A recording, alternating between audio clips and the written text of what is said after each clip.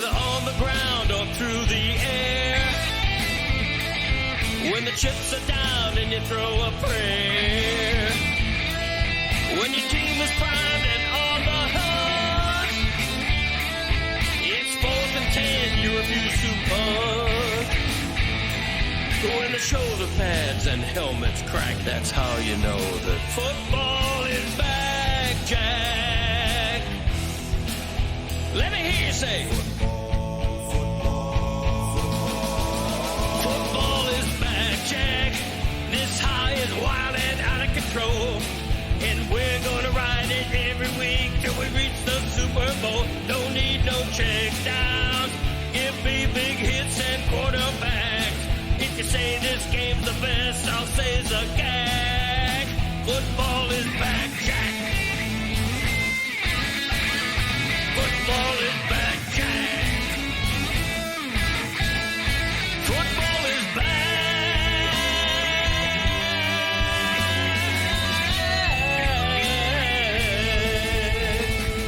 Football is back, Jack.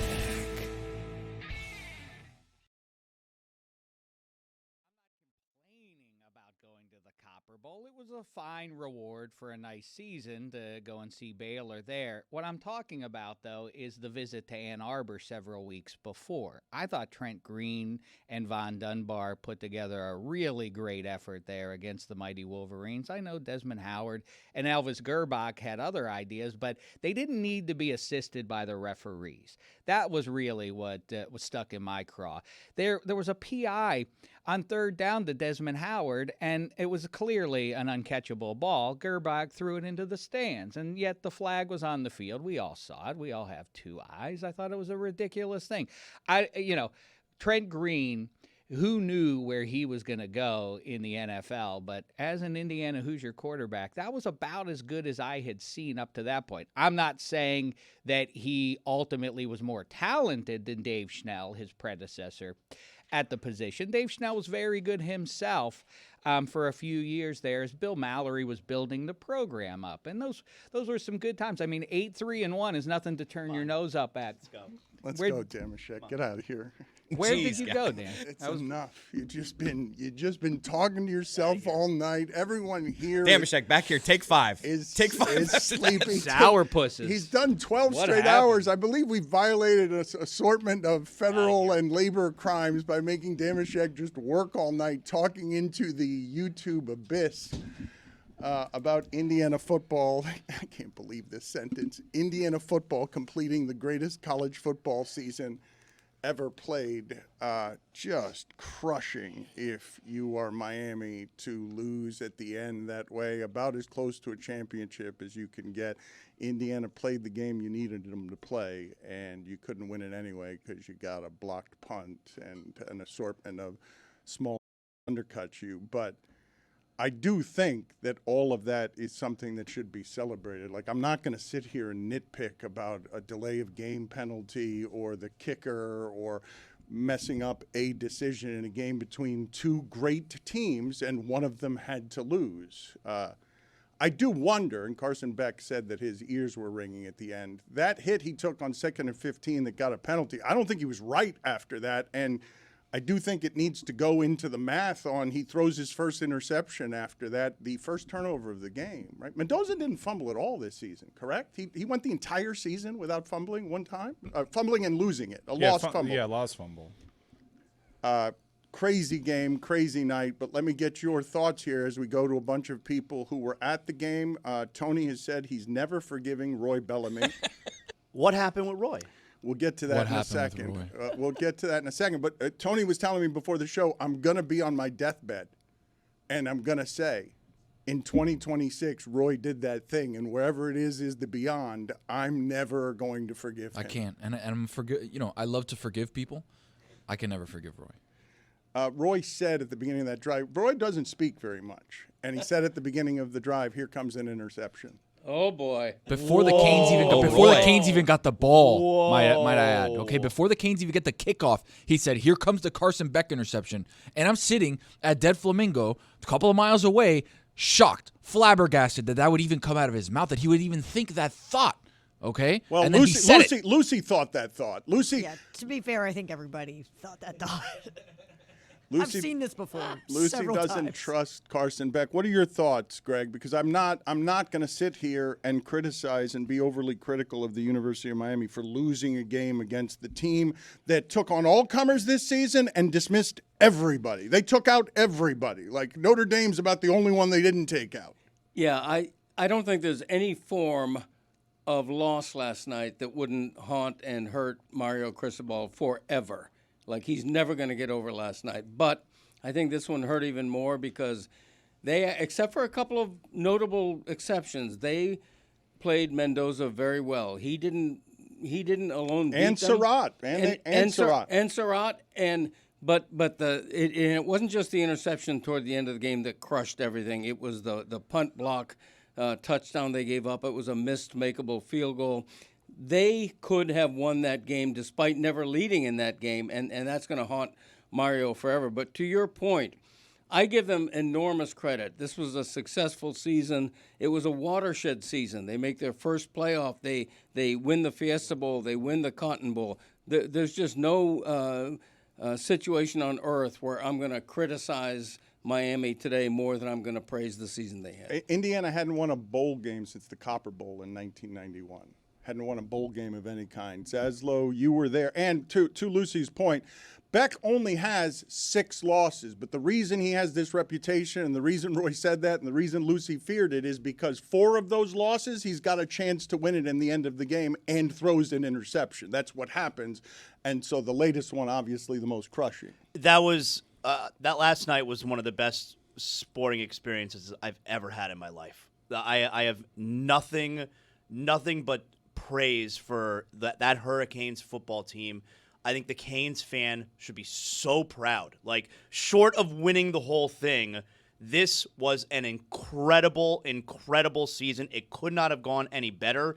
I couldn't have imagined a scenario where the Canes did not play their best game, did not play a perfect game, and would have a chance to win last night. They didn't play close to a great game, and they were right there in the end. I had such a great time. The Canes fans should be so proud.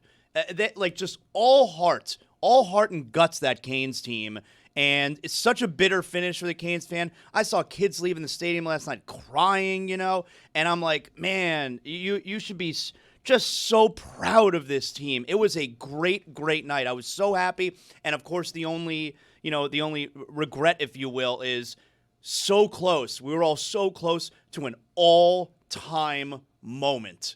And just so close. Well, we got the all-time moment for Indiana. You see the stats. Yeah. This is going to be hard to explain to people who only see the box score when you say, hey, Mendoza had one of the greatest runs of all time, and the stat sheet says 7 rushes for -8 yards because that was the only time he used his legs in any meaningful way. Pat Coogan, the center for Indiana, said, best defensive line I've ever seen, and he says, we knew it going in, but holy because – I was surprised Indiana was able to run the ball as well as they did. Yeah. But I was also surprised that Miami didn't win a game in which Mendoza looked like that. Didn't look like the Heisman winner. No, he made the Heisman play. He did not only the 12-yard run, which was epic. Balls called by Cignetti. On 4th and 5, twice on that drive, 4th and 5. He had 2 19-yard completions, one on 4th and 5, one on 3rd and long. Those 3 plays, those 2 completions and that run were why he won the Heisman Trophy. That's what Mendoza did this season, though. If you look at the Iowa game, if you look at the Ohio State game, there were several stretches this year where he did not look that good. And so, but what was really the difference in this game and this entire season for Indiana is he was able better than anybody to take a game where he looked bad, and the second you needed him to do something remarkable, you knew he was going to do it. It was automatic. It was one of the I'm sorry, Dan. It's one of the all-time great college football plays you've ever seen. Mm-hmm. That is correct. He referred to Tebow as Mr. Tebow after the game. That was Tebow-esque. I want to bring in Mike here because... Mike, did you watch the game last night? I want to talk about the idea that Beck says after the game his ears are ringing. You saw on 2nd and 15, he gets hit in the chest. It's called a roughing the passer. He hits the back of his head on the turf. And around here we were asking, who's the backup? We were asking, is this going to come down to the backup? And then what he does on, I told you this earlier in the Netflix documentary on the Cowboys. Troy Aikman played an entire NFC Championship game that he does not remember because of a concussion. And I want to ask you, how fair is the criticism of Beck when he's telling you after the game, my ears were ringing, and the decision he makes is to throw to Marion, who's got one catch for 6 yards and was fairly useless in the entire game, throws into double coverage when there's plenty of time, and that's not a good decision, and underthrows it. Yeah, he got up wobbly. I think it's safe to question whether or not he was right. That's not how you beat the cover two. It wasn't a good But throw. it's safe to criticize. I mean, yeah. Like there were 6 plays in that game that, Indiana, as advertised, they execute, and they made all those plays, and Miami didn't. The block punt, the missed field goal, which is 50 yards, Well, the block punt, by the way, Tony, you can't field that at the 5, which of course leads to the block punt. Malachi Tony can do whatever he wants. Yeah, like we're good with him. Yeah, like shut up. Bauman, just forget not whiffing on a block. Like what the hell was he doing? Like you're punting out of your end zone. Like that's one that honestly hurts the most. Those back shoulder throws and the RPOs had us in hell. Like those are 1v1 plays. I will say for all the Mendoza love, like he did make the mistake. He did throw the pick 6. That was a tailor-made house I don't call. remember that. When was that? It bounced off of Ethan O'Connor's hands. It was at their 40-yard line. That was a house call. And we didn't make that play. And you got to make every play. Miami, I'm fully confident that Miami's best beats Indiana's best, and Miami just had procedurals, penalties, and missed they didn't tackles. make the plays. So many missed tackles. Mendoza is like a tough as nails kid too. Like they had us in hell with the RPOs, but he was being punished for them, and they stopped running it a little bit in that second half because of the punishment that he took. But one thing about Mendoza, I think he's going to be a really good pro. He's accurate. That's a pro throw that he dares you to stop, and you can't stop it. I think he's got pro wide receivers too, but he is tough, dude, because we were hitting him hard. Very hard. Signetti said after the game, which put Signetti in on Mario's hate list forever, he said there were at least 2 roughing penalties that should have been called that weren't, and he pretty much said Miami played a little bit dirty on his quarterback. Really? Yeah, he did. I mean, clearly early in the game, he catches one under the chin several beats after the ball is out of Mendoza's hands. It's unquestionable that the Miami defense was instructed, put a lick on this guy. But in the parade of reasons why UM can be extra crestfallen by last night is that Miami outgained Indiana in total yards despite running 17 fewer plays. Miami's defense held Indiana to 4.5 yards per play, which is not much when you have the Heisman winner and that kind of a ground game. So Miami did not play a bad game. They just had 2 or 3 or 4 crucial things go against them. The 4th and 5 calls is a combination of coach and quarterback coming together at the very top of the history of this sport to beat Miami because of what Signetti was calling in those situations. A radio guy for the Washington Huskies tweeted this: a 2-star quarterback scrambling for the national championship winning touchdown on 4th down in his hometown against his hometown team after winning the Heisman for the most losing program of all time, while his mother with multiple sclerosis screams for joy from her seat, is possibly the limit of how good sports can get. And it was amazing to watch those 2 teams, after a pretty dreadful first half, put on a second half that made half a game for all time. It made half a game for all time because of everything that was happening at the end. And you can't ask for more if you're Mario Cristobal than my highest paid player has the ball in his hands at the end, and we've got a chance to win the game because Indiana has finally done the dumb thing of giving the game away on 2nd and 1 with a false start when they don't do that. Like that team, do you know how ridiculous it is for that team not to lose fumbles? Like they don't make mistakes, and they sure don't make dumb ones. And so a false start on 2nd and 1 when all they needed, we don't get the classic ending. We don't get the Beck interception. We get a bit of anticlimax because the Hoosiers ran for 9 yards on 1st and 10 when the Hurricanes knew they were going to run the ball to get 2nd and 1. Then they get the false start. And so Miami gets the gift the gift of Cignetti in that spot saying, I'm going to kick the field goal on 4th down. I'm not going to go for it, even though Miami fans were terrified that he was going to go for it because he ends the game on a single play with the ball in the Heisman winner's hand. And the other thing, too, like, man, 2 times where you're on 4th and 5, and it is a crucial moment. He calls timeouts that he probably should have saved for later in the game to, like, figure out, all right, boys, like, what do we got here? And it ends up being Mendoza to Becker. What's his name, Becker? In that play where you're like, who is this guy? Where did he come from? If you're not watching Indiana, you don't know this guy. Indiana didn't know him 2 months ago. Indiana did not know who that was 2 months ago. That's right. Surratt was injured. That required Becker to go in there. Bottom line is, you guys were Beck. We were Becker. That's all. The 4th and 5 run, iconic for all of time, obviously. But really look at it. As Fernando gets to roughly the line of scrimmage, he's lost at sea. He has to cut back across. It looks like he's stuck. It looks like it was a bad play call, and he makes the play with his legs, with the cutback.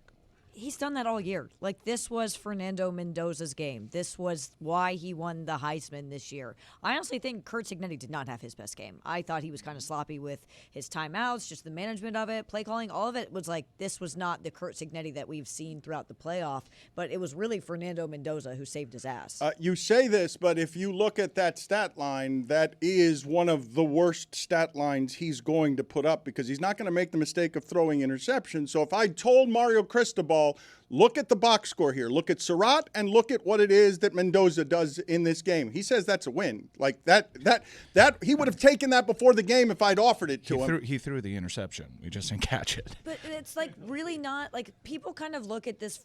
I think a lot of people have watched Indiana in the postseason and did not watch Indiana in the regular season. This was not a Heisman year where we were particularly blown away with how great Mendoza was. If you saw him against Alabama and Oregon, you would have been. He had several games like that this season where he did not do much, but in the moments where you needed him to be the best player on the field to win the game for you, he did that against Ohio State. He did that against Iowa. He did that against Penn State. That is why he won the Heisman. I didn't come in thinking that this would be Fernando Mendoza is better than everyone else on the field. He just is like, he's like so pure college football. Like, that's what he is, and you saw that yesterday. Canes fans are mad at Carson Beck today? I don't know whether – I mean, Canes fans are going to be mad because they lost, and the standard and the expectation is win all the time, make me feel good all the time. But I really think that the entirety of this season and that result is above criticism. I don't believe that losing to that team – that ends the best college football season there has ever been. Best team. Not the best team, but the best season there's ever been, and not the best team just because it's all 25-year-old guys who aren't draft picks. I got to tell you, like, in terms of – I've seen a lot of good teams in person. Saban's Alabama, Clemson, like, that's as good a team as I've ever seen in person. Like, they're just really good. Like, I was stunned. I know Miami, especially in the second half, had some success at the line of scrimmage. I was really impressed. Like, at pregame, I was looking at them like, damn, we're much bigger than these guys. Like, how is this gonna play out? And everything that I've seen and heard about Indiana came true. Like, they just execute. And the flabbergasting thing was that Mendoza threw that pick six, we dropped it, and that they had the false start on that second one, which I was like, what? How? At that point, you start thinking, like, maybe we can do this because it was like a spaceship landed in the middle of the field. You were 40 yards from doing it. You had 50 seconds, plenty of time to score the touchdown, and you got the result that you wanted where Indiana was gassed at the end. The last two drives, Miami being able to score quickly and up-tempo offense with wide-open receivers when Mike – I don't think there was a more surprising thing to me in an evening of surprises than the first three quarters. Every damn pass Beck threw was being touched by an Indiana defensive back. Yeah, how were receivers never open? He was throwing into tight windows accurately, and everybody was always covered in a way that I haven't seen all season. Dude, 5'9" D'Angelo Pons is a friggin' sick player. I said, can we stop throwing at this guy? Like, he was unreal. Refs let them play. I was good with that. Like, I like that type of game. They get there and they force the refs to think about it a little bit, but that's what they do. They execute. Their timing is exceptional. They're a really good, fantastic football. I think both things are true. I think you can say Miami might well have won that game if not for a turnover with 44 seconds left, but you can't take an iota away from a 16-0 team that had a plus 21 turnover ratio, the best in the nation. I mean, Indiana richly deserves the championship it's celebrating. But when Mike says it was 6 plays, right? You got 2 plays on 4th and 5. You've got a blocked punt, and you've got a field goal hitting an upright. Those are the 4 for me that I'm like, okay, those are game swingers. I don't know if you want to put an extra third down point. to Becker was crazy. That was insane. insane. Everybody in the building knew what was coming, including our corner, and it's just like, can you stop this? Yeah. Becker's unbelievable. I don't know. That guy just became Jordy Nelson or Alec Pierce or any other wide receiver you can think of. Did anyone see a replay of the deep pass that they said hit the ground? Hit the ground like Yeah, hell. it obviously hit the ground. It The did. Marion, Like 6 yards. The Marion, it obviously really? hit the Okay. ground. So let's play here the sound last night. A bit of a stunner. Mike, you were not here. Zaslow, I want an etiquette ruling here from everybody in the room because Tony says he will simply never will ever forgive Roy Bellamy for this. This is before Miami gets the football with no timeouts and less than 2 minutes left in the game. Here's Roy Bellamy out of nowhere. He's very, very careful about when he uses his words. All of us were confused when this came out of his mouth.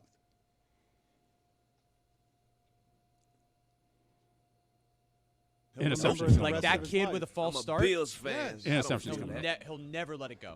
Ever. Did Roy just whisper an interception's coming up? That Yeah, was that's how it usually works, that was when man. he screamed Why it. did you do that? Because that's Dan how it already usually did works, the Dan. reverse Because jinx it on the sound- other it side. sounds so right. I hate it, Billy Corbin. No timeouts, length of the field. It is a lot of time, but that last drive that Miami had was it went against everything else that was happening in the game. All of a sudden, you had receivers running open down the field. At least we have a lot of timeouts. Hey, I can't have that. What's up, guys? Open? Go ahead, Tony. What do you got? Why would Roy say that? Why on earth Exactly. would Roy say that? I don't know. It's evil. No, would he's Roy doing say the that? reverse jinx It's I think- borderline evil. No, that's no.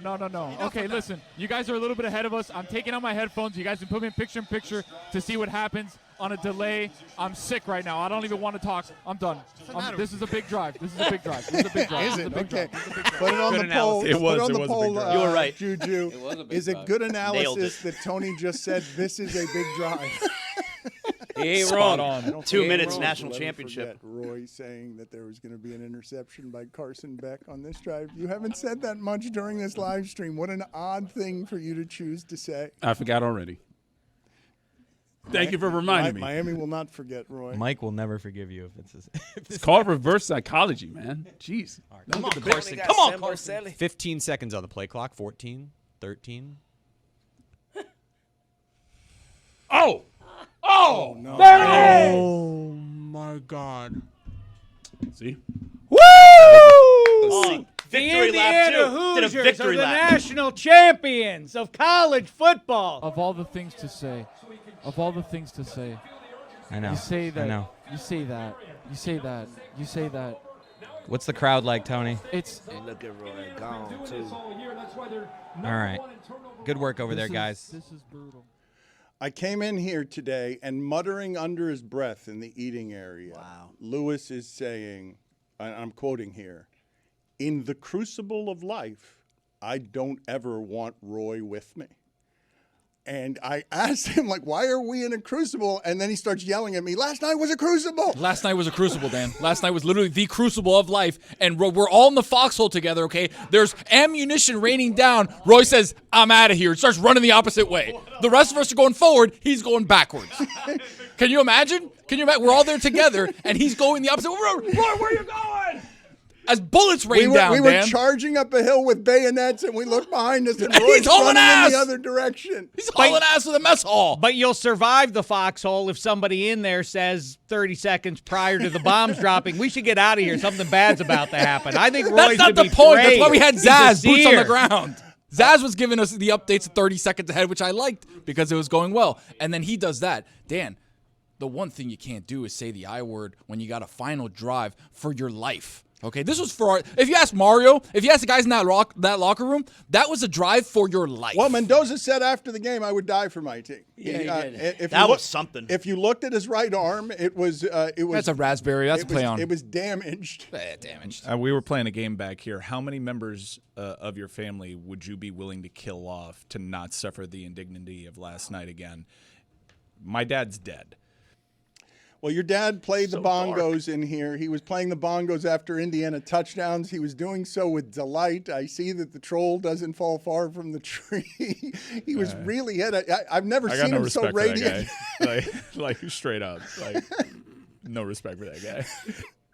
Roy joins us now from remote, and when I say from remote, he's in hiding. He's in the Federal Witness Protection Program. At the mess hall, Dan. The rest of us are in the foxhole still. He is not welcome around Crucibles or welcome back in Miami right now, given what it is that he did. It was a wild thing to just casually say while you're sipping your coffee. Roy, muttering under his breath.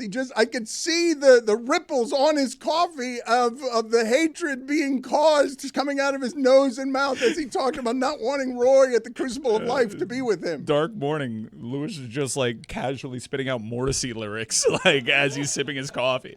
Roy joins us now. Roy, do you have an explanation? Have you given it some thought? Do you regret your decision, or are you just happy that you got the prediction right? Well, first of all, I'd like to say hello, Lucy. I miss you. Second of all, don't blame me for this loss. If you want to blame anybody, you can blame the kicker for missing kicking the ball off the upright. You can blame. I'll leave Carter Davis out of this. 50 yards, bro. You do it for having his punt blocked. You can blame the DBs for dropping interceptions, and you can blame Carson Beck for that interception. And what happened just before that? A person said words. A person said words on a live stream, and words carry weight, Roy. You know that. More than anybody, you know that. And I love you, but I'll never forgive you. I'll never forgive you. I'll go be at my deathbed. You may be dead. I may be dead first. It doesn't matter. I'll be on my deathbed, and I'll never forgive you for that. Roy, you know about those words carrying weight? Yes, I do. Okay? I don't so you knew that many of them. Exactly right, which is why it means more. Okay? That you said what you said. The SEC. Before we even got the ball. Before we even got the ball, you said, here's an interception. You didn't say it once. You said it twice so people could hear you because it went underneath the radar, and then you said it again. Tony, it was the most logical conclusion to this game. Of course he was going to get intercepted. No, absolutely not. You knew it was going to happen. No, the most logical thing was he's going to have another incredible drive. Malachi Tony's going to make a play, and they're going to score with 6 seconds left and win the damn game. That's not how the world works, Tony. Sorry. You're not, how can I forgive him, Dan? You're not sorry. You don't have to forgive him. I don't blame you for not forgiving him. I need a T-shirt that says I stand with Roy. I love the idea of superstition so much, sports superstition. I think it must have started with not talking about a no-hitter in the 5th inning and on. It's the most ridiculous thing in the world, and with all due respect to all of the intelligent people in here who actually believe in superstition but can never explain why, I stand with Roy.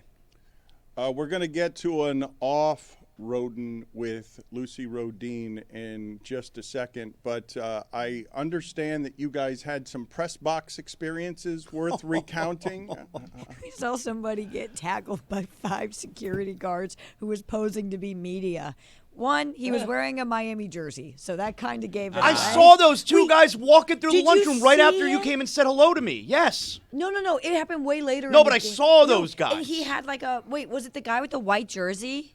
No, because he didn't have a press pass. So I was in the Aux press box, and I'm not a big-time gal. They didn't let me in the main one. All right. Which was better because I got to see Cody, this. were you in the main press box? Did they honor the legendary columnist? I was in the main press box, but the times have changed, Dan. I know you're not in press boxes much anymore, but the traditional media has been shunted into the shadows. We were the Miami Herald and other big local outlets were in the number 5 press box, which is not the main press box. Here's the thing. Wow. The main press box now is given over to, self-help podcasters and TikTok influencers and pit bulls, astrologists. I mean, the Miami Herald is in the end zone, okay? We were lucky. Dave Hyde's made to work out of a janitor's closet. An open bottle of Fabuloso spills on his podcast right on deadline. I mean, times are tough. Podcast? Times are tough. I'm in his laptop. It spilled all over his podcast. That too. 2.5 hours sleep. Thank you. So what happened? There was a fight? We've got Cody on Okay. 2.5 Thank hours you, sleep. Zaz. Thank you, So- Zaz. Love. First of all, quit your yapping. I was in the stands. They basically put me in the stands. I was in a Miami section. Okay. But this guy, he's in the media area with the camera. He clearly does not have a credential, and he's wearing a Miami jersey. And somebody Dead giveaway. Yeah, somebody reported him, I guess. I wasn't me because I didn't see him. And the security went to bring him down, and then he was like, no, like, I have a ticket. I'm supposed to be here. And they were like, you don't have a credential, though. ticket. This is, like, media. And he starts screaming at this cop who was a woman. And I was like, whoa, I do not like the vibe of this. And he kept yelling at her, don't touch me, don't touch me. She was not touching him. I was right there. I saw the whole thing. And then he starts yelling at her, and he's, like, getting in her face. And then the other cop comes up, and he's like, he's like, she keeps touching me. And he's like, I can see that she's not touching you. We're all watching her not touch you. And he was like, I'll touch you. Like, I'll touch you. And so then he put on his, like, little meta glasses because I think he was going to try to film it. And he was like, fine, I'll show you my ticket. And the lady was like, no, I've been asking you for, like, 10 minutes to show me your ticket. And then he was like, no, I'm not leaving. So they had to pick him up by his arms and carry him out. And then he started fighting. And then they all tackled him to the ground. And he didn't make it to the second half, which honestly probably worked out for him. That's a bummer. That's a bummer that he doesn't get to watch the second half. He missed So- a good second It half. was Epic. It was really cool. I felt like I got the most, like, uniquely, like, Miami in their home stadium playoff experience. We've got Diana Rossini coming up later in the show, Charles Barkley as well, but let's together go off-roading. Yeah, hello, I'm with Channel 6 News, not really, but I'm here to inform you that IU is going to stomp Miami tonight. Go Hoosiers!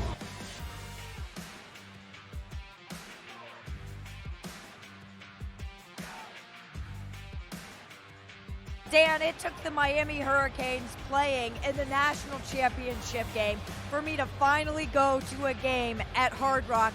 And as you can see, it went well. Watching Dan talk about the different types of Cubans, right? And how we are the types of Cubans that will eat your face off, all right? And we're hoping that they take Mendoza and they eat his face off tonight. Because I've been a season ticket fan since I was 17. I'm 58 now. So this is huge for me. I've been waiting for this since 2001. Go Canes! How much bad football do you think you've sat through in your lifetime as Indiana fans? Well, for me, it would be 46 to 50 years, somewhere in that. It's been a lot of mediocre football, I'll say. You weren't there with us 2 years ago. You don't understand the pain that I watched when we went 4 OTs with Akron. You could find a ticket on the ground at the tailgate. Yeah, at the tailgate and get in for free. Did you ever in your life think you would see Indiana football compete for a national championship? Never in my life, no. As of a year ago, not a chance. But at the beginning of this year, and as of a week ago, a bunch of us were in Atlanta. Truly the greatest day of my life. And I have a wife, I have children. Maybe we cut that. Let's cut that one, actually. You have the most unique outfit on I've seen all day. What is this fit for? Well, rooting for both Indiana and for Miami because I have a 4-month-old grandson born in Miami and a 2-week-old grandson born in Bloomington, Indiana. Wow, okay, so this really is a house divided.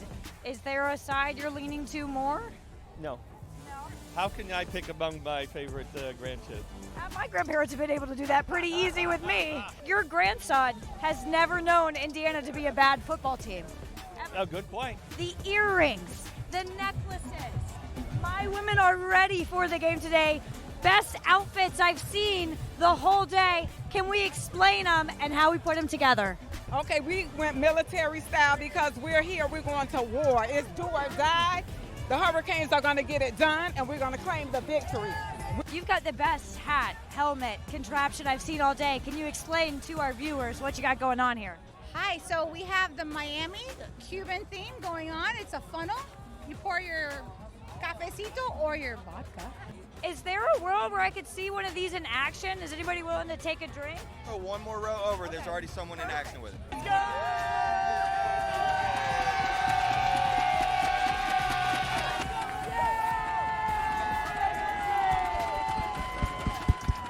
If Kurt Signetti was here right now, what would you say to him? Thank God. Thank God you came to save us. Changed all of our lives. He put Indiana on the map. What he's been able to build has been incredible, especially in the 2 years. And so I'd say I hope you stay until you want to retire, never go anywhere else. Let's build you a statue and just please never, ever, ever, ever, ever leave. Will you guys build Mario Cristobal a statue if he wins this game? No doubt. I mean, we got concrete in the truck. We're going to be forming it up after the game. Have Indiana fans, have they been nice? Very nice. They've been extremely nice. Yeah. I gave one of them a slider earlier, gave them some Stugotz, some sauces. They've been great. Have you been nice to them? Yes. For now. I don't believe you. Have Miami fans been nice? Haven't seen too many. Had police officers making fun of us earlier this morning. They were like over the loudspeaker in their car. We were getting chirped. So Miami fans are so kind. They're so nice. They would never say anything rude to us. Have a good game. Yes. Enjoy your trip. Good luck, guys. Good luck. Good luck. Have a great day. Good luck. Other than that, they've been not nice. This trip was brought to you by DraftKings Sportsbook. Download the DraftKings Sportsbook app today. The crown is yours. love Dan Le Batard. I love the Dan Le Batard Show. I didn't realize this is what it was right now. I don't look like Dan Le Batard. Thank God. This is what born and raised Miami looks like. We deserve to be here. A lot of people counted us out. We kept the faith. We knew we belonged here, and here we are. We're going to claim the victory. We're in our hometown, and we're going to get it done. Go Hurricanes! We got some Canes over here. Whoosh, whoosh, Hoosiers! Despite what my behavior shows, I am sad for the Miami fans in the office. I can empathize what it's like to watch your favorite team lose a national championship game. I've been there twice. But I just wanted to say, this is why I love college football, because you get stories like Indiana, the greatest turnaround from any team ever, from the losingest Power 4 team in college football to the national champions. This sport is awesome. What a great season. I started to cry at the end because I'm so grateful I get to do this. Thank you for another wonderful year. I'll see you. Well, I'm going to be on the show today, so after this. This episode of the Dan Le Batard Show is presented by DraftKings. DraftKings, the crown is yours.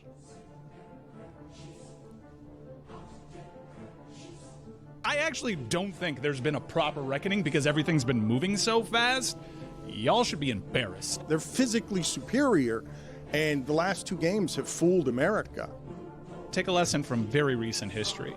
Y'all have been saying the same thing for 3 weeks. It's the exact same thing I've heard about the 4 picks against Louisville and the SMU game going into College Station. I heard the exact same thing going into the Cotton Bowl. They better clean it up if they want to play Indiana. Okay, all right. Anybody at all in media want to say, hey, I'm done doubting this team. Spot the ball, let's see what's going to happen. Their worst game was Louisville because he threw 4 interceptions and he wouldn't stop throwing deep. That quarterback looked like this quarterback to you. What world am I living in where Miami at home is a touchdown underdog against Indiana? Like what? I don't care about your NIL money. It's still Indiana. There is not a thing in the sport that stands up to what they have on the offensive and defensive lines. I think they're going to maul them on the lines. I really do. I just think, maybe I'm owed an apology. By? Everyone. I think I'm entitled to one. You think I owe you an apology? Yes. I stand by all of that. Great season. Beat Florida, beat Florida State, beat Notre Dame, beat Ohio State, proved Texas A&M, proved a lot of the haters wrong, ran into one of the greatest seasons of all time and had an opportunity to win the game at the end. I know we do this thing where everyone just dunks on the team that lost, but this was a great season for Miami, and I think one thing is very evident is this coach takes his lessons from his adversity, and Miami's going to be around for a long time, and that pisses everyone off. What's the big takeaway more globally as we go forward? All the complaints over the last 6-8 weeks about the structure of the 12-team tournament. I think the committee ultimately got it right, except for, and I wonder how different the tournament goes, if you replace Alabama, who had no business being there, as it turns out, with Notre Dame. I do think ultimately it's pretty interesting. How are we supposed to assess college football teams going forward? Because I traditionally said, well, you have 2 losses. If you're the you don't control any claim to being in the tournament. You lost 2 games along the way. You may or may not sneak in. I wonder what that means. There are 12 playoff teams and 6 that could actually win the championship. Like, there were all sorts of teams in the playoff that can't and shouldn't be in a playoff to win a championship. I just don't like talking about that sport with this certainty because a lot of people shared that opinion, and Miami wasn't in that group of 6 teams. But James Madison, Tulane, Alabama, Oklahoma, those are not teams that could have won the championship. I get it. I hope that this postseason, its legacy is like this Big Ten SEC bull comes to an end because like Notre Dame. Not Big Ten. I'm sorry. Like I took out Ohio State along the way and was right there with Indiana, and everyone said this was a team that lost to SMU. You know, like I think that a lot of that stuff is bogus.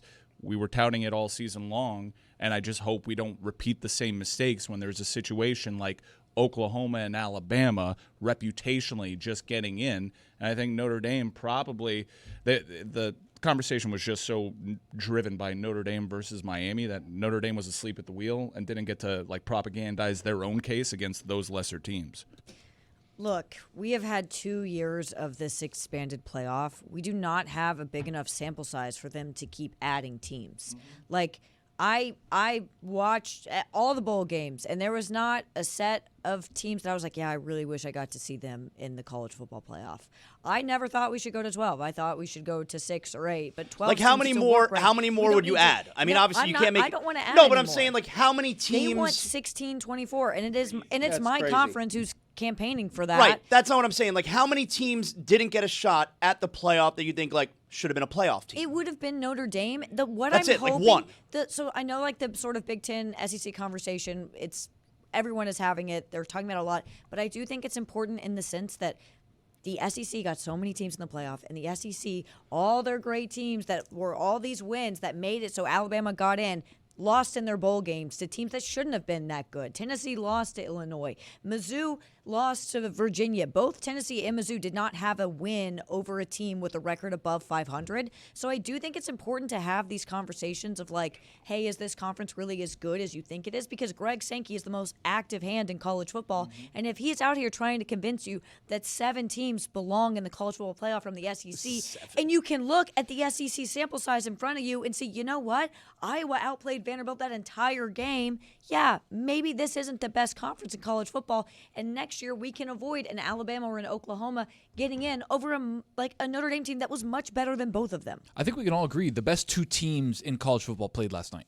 Right, like we have a lot of the times in these playoffs where you look at a team and you're like, TCU probably shouldn't have been there, or like Washington a couple years ago was okay, but like they kind of got run out of the building. These 2 teams deserve to be there, the 2 best teams in college football. I think the only other team that you would make a case would be Ole Miss, and Miami beat them. Yeah. I'd make a case for Ohio State, and Notre Dame can watch what happened and be like, oh my God, how close were we to winning the championship? We're as good as anybody. Texas A&M too. My concern is replacing the James Madisons and Tulanes with elites protecting elites. I think that's where it's going to track is ultimately you see that James Madison took up a slot that we should have had. We're Notre Dame, right? Alabama, right? Miami. That is my concern as a man of the people.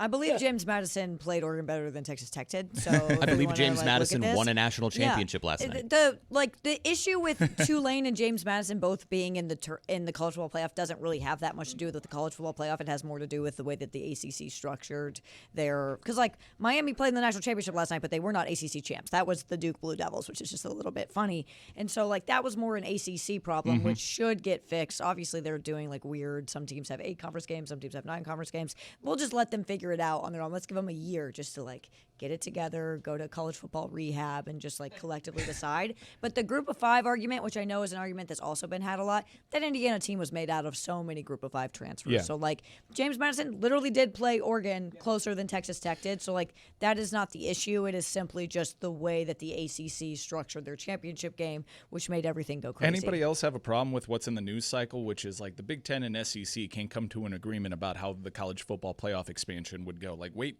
they're in charge? They're like, okay. They like, literally are. They kind of are. They legit are. Right, but Miami runs through a whole lot of them, and we're just like waiting for those other conferences to tell us like what this is going to look like going forward. I mean, this Big Ten wants 24 teams. That is such It's crazy. Like, come on. All right, like I guess like you want to put more teams in the tournament. I guess that's when the regular season will officially be watered down. We'll see. I think that a way to mitigate that would be like get rid of these bowl games like as part of the playoff. Like have home field matter in the postseason, and then you can start arguing that the regular season matters again. But I'm a little uneasy with the SEC and their dying reputation still calling the shots. All right, we've got Diana Rossini here waiting patiently for us. She's the senior NFL insider for The Athletic. She's the host of the Scoop City podcast.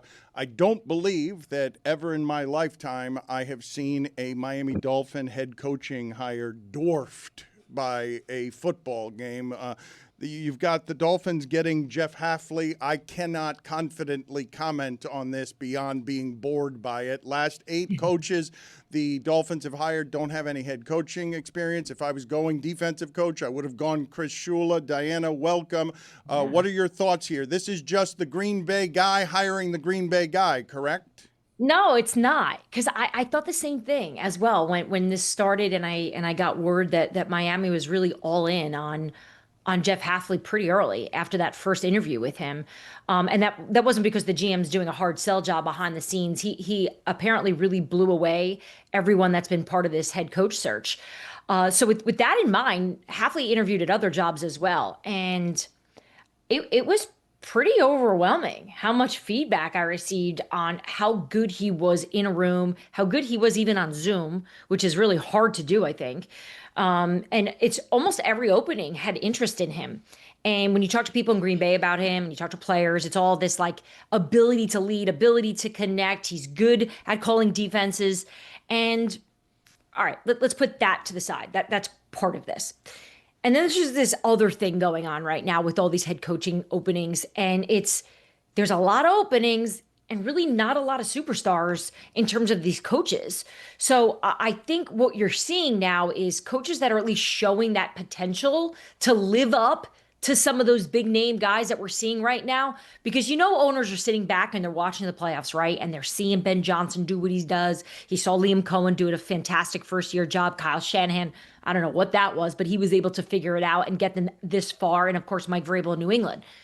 And I think they think that maybe one of these guys has it. And I think that's how we got here. But I actually think it's a good thing, Dan, that the GM has an understanding of who this head coach is. Because with that ability to understand what he can bring, at least you have some confidence.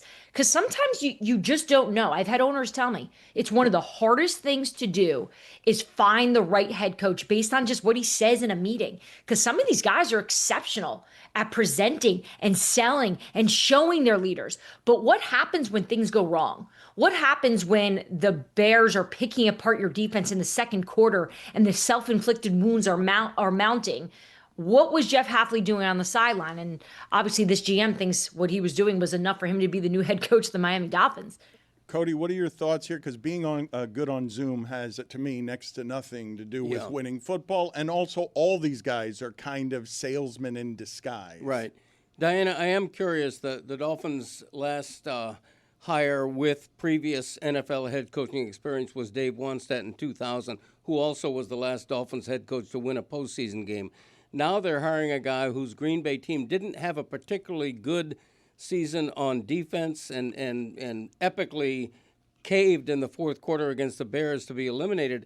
What about Jeff Hafley is so good? What about it? What about him makes you optimistic that the Dolphins maybe have hit a home run this time? Yeah, so I think for Miami during the search process, which Troy Aikman, as we know, has had a very big hand in all of this, they've really been looking for a personality that's going to instantly set a culture and hold players accountable. I think that was some of the problems that were rubbing people the wrong way in the previous regime, right? Like you obviously see Mike McDaniel now doing the tour, and he is getting a lot of opportunities. I can tell you that. Like every team wants Mike right now. But putting that aside for Miami, some of those things were not working for Steve Ross. And he believes that Hafley here is going to be the guy that the players are going to respect immediately. He's a first-time head coach. We obviously saw him at Boston College. He's been in the NFL before.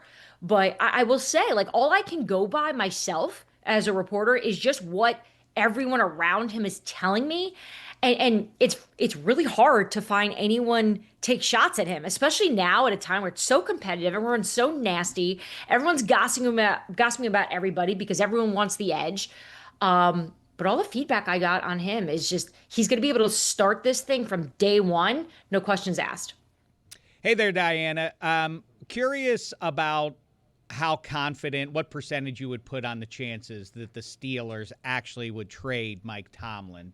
They control him, obviously, through the next year. But, I mean, if you're Buffalo or Cleveland even, wouldn't you at least kick the tires and check the likelihood of that happening? The possibility? Yeah, no, for sure. There's definitely some back channeling going on right now in terms of those conversations. But the word in the league right now is Mike. Mike needs a break. Like it was never even about Pittsburgh. It was needing to just step aside and just be away from it. I always tell a story that every time I see Mike Tomlin, the first thing he says to me every time, I'm like, hey, what's up? He's like, I'm tired. And like, if that's how you're leading conversations with people you haven't seen in like 6 months, you're probably tired. Yeah, Mike By the does way, need a break. we're talking about these Zooms. What is with your shots today? Why do I look weird? What's going on there? You don't look weird. You look lovely. No, I don't think I look. Maybe you know what it is. I was up until 2:30 last night because the Tennessee Titans made a hire at 11:30 because everyone loves to hire at weird hours. Just collecting information. So this is probably me just being tired. So yeah, Tennessee. By the way, that's an interesting one. You hire Robert Saleh in hopes of what Miami just did, right? That you're bringing in the culture guy, you're bringing the man of the people, the leader. And they did it without an offensive coordinator in place.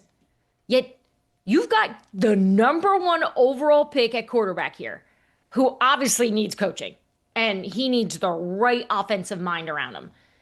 And they hired Saleh without that. Like, that's something. I don't know where he'll land, right? Because you've got a bunch of OCs out there right now. You've got Brian Daboll, who's meeting with the Philadelphia Eagles at this moment. You've got Arthur Smith, who was just in Pittsburgh, who's available. Perhaps maybe some 49ers guy. You got Clay Kubiak. Mike McDaniel. You got Mike McDaniel, but Mike's getting some other opportunity. He could get a head coaching job in all this. You got Tampa all over Mike McDaniel right now. So I'd hire him if I were Buffalo. Okay, Buffalo's a whole nother thing, which we're working on now, because they were in meetings all day yesterday. While I can tell you ownership and even some of those decision makers in the front office had a sense that if they weren't going to win this game against the Broncos, that they were going to make moves. Like, that wasn't the biggest surprise. I didn't really get a sense that they had a plan in terms of who was going to replace Sean, because they're obviously late, right? Because here we are, what is it? January 20th, Tuesday. Most teams are deep in these second visits with these head coaches. So they've got a lot of work to do. Yet that is the most coveted job right now. Like, if you're Kevin Stefanski, aren't you sitting there like, why didn't I just wait? Like, why didn't someone tell me this? Because I would have loved to coach Josh Allen. Well, Diana, how does McDermott get fired, but Brandon Beane gets promoted? It's the best narrative in football right now. You should hear head coaches talking about this. Just from it's like, for whatever reason, I don't know if it's relationships that are built. I don't know if there's just trust from what a general manager brings in terms of knowledge that supersedes a head coach. But there's something about general managers that just lasts longer. Look at Chris Greer in Miami, right? Like, every head coach will point this out. There's something about that position where you're just given more wiggle room. And sometimes it's as simple as just you spend more time with the owner. I don't know a lot of head coaches that hang out with the owner, that are on the phone with him or her a lot. Most are just grinding, coaching, dealing with the players, dealing with all that. So I think that's a benefit. You get a personal relationship, and some real personal, where they become almost family. Look at New York, right? The Giants seemed like they were related to Joe Sheen at some points, and they're not. And now Joe Shane appears safe, right? As he's going to become as he remains the general manager with John Harbaugh getting formally introduced today as the head coach. Dan, you have not interrupted me once. And I just want to say thank you. This is lovely. Wow. Robert Saleh and Liam Cohen twice a year. Duval. Now we're talking, Dano. I didn't even think about that. Yeah, it's a good one. Rob Saleh, fine defensive coordinator. If there was a front office that you trusted a little bit more, maybe you can make sense of this. I think everyone's a little puzzled by the hire given what they need on offense, and they have the number 1 overall pick. How does Chad Brinker look at himself in the mirror? This guy is so bad at his job. All you need to do is look at the New England Patriots. This is an organization, for those that don't know, Rand Carthon was a former GM of Tennessee. He brought in Chad Brinker. They fired Rand Carthon. They promoted Chad Brinker. They've been a disaster. I don't know what kind of fairy dust this guy has over the organization, but Mike Vrabel was fired by these front office people. Mike Vrabel in 1 year has shown you he was never the issue. What is this reputation that they have over there in Tennessee around the league? This is a puzzling hire to me. Well, first of all, you missed probably the most important piece of the timeline, which it was good. But remember when John Robinson, the general manager who was with Mike Vrabel, was fired, they went through a general manager search, and Vrabel was asked his opinion about these candidates. And when he met Rand, he liked him a lot. He just didn't think he was ready for the GM job. He recommended assistant general manager. And the owner said, no, I like him. And the reason why she said that is because she didn't want Mike to have ultimate power, right? And that is always a worry for some owners. They want to make sure they've got a balance. And Rand was not ready. I think that's pretty obvious. And Chad Brinker was then brought in to fix the fact that he showed in a very short period of time, he was not ready.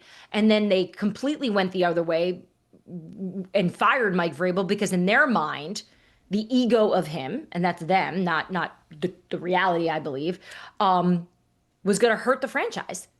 And now here they are, and they're back in the business of trying to find identity, find culture. And I get the Robert Saleh draw, but I mean, I don't even know if you could call it a diet Mike Vrabel. Like I don't even know if it's a Mike Vrabel light. It's got some good characteristics. Saleh is a leader. He's energetic. He loves this game.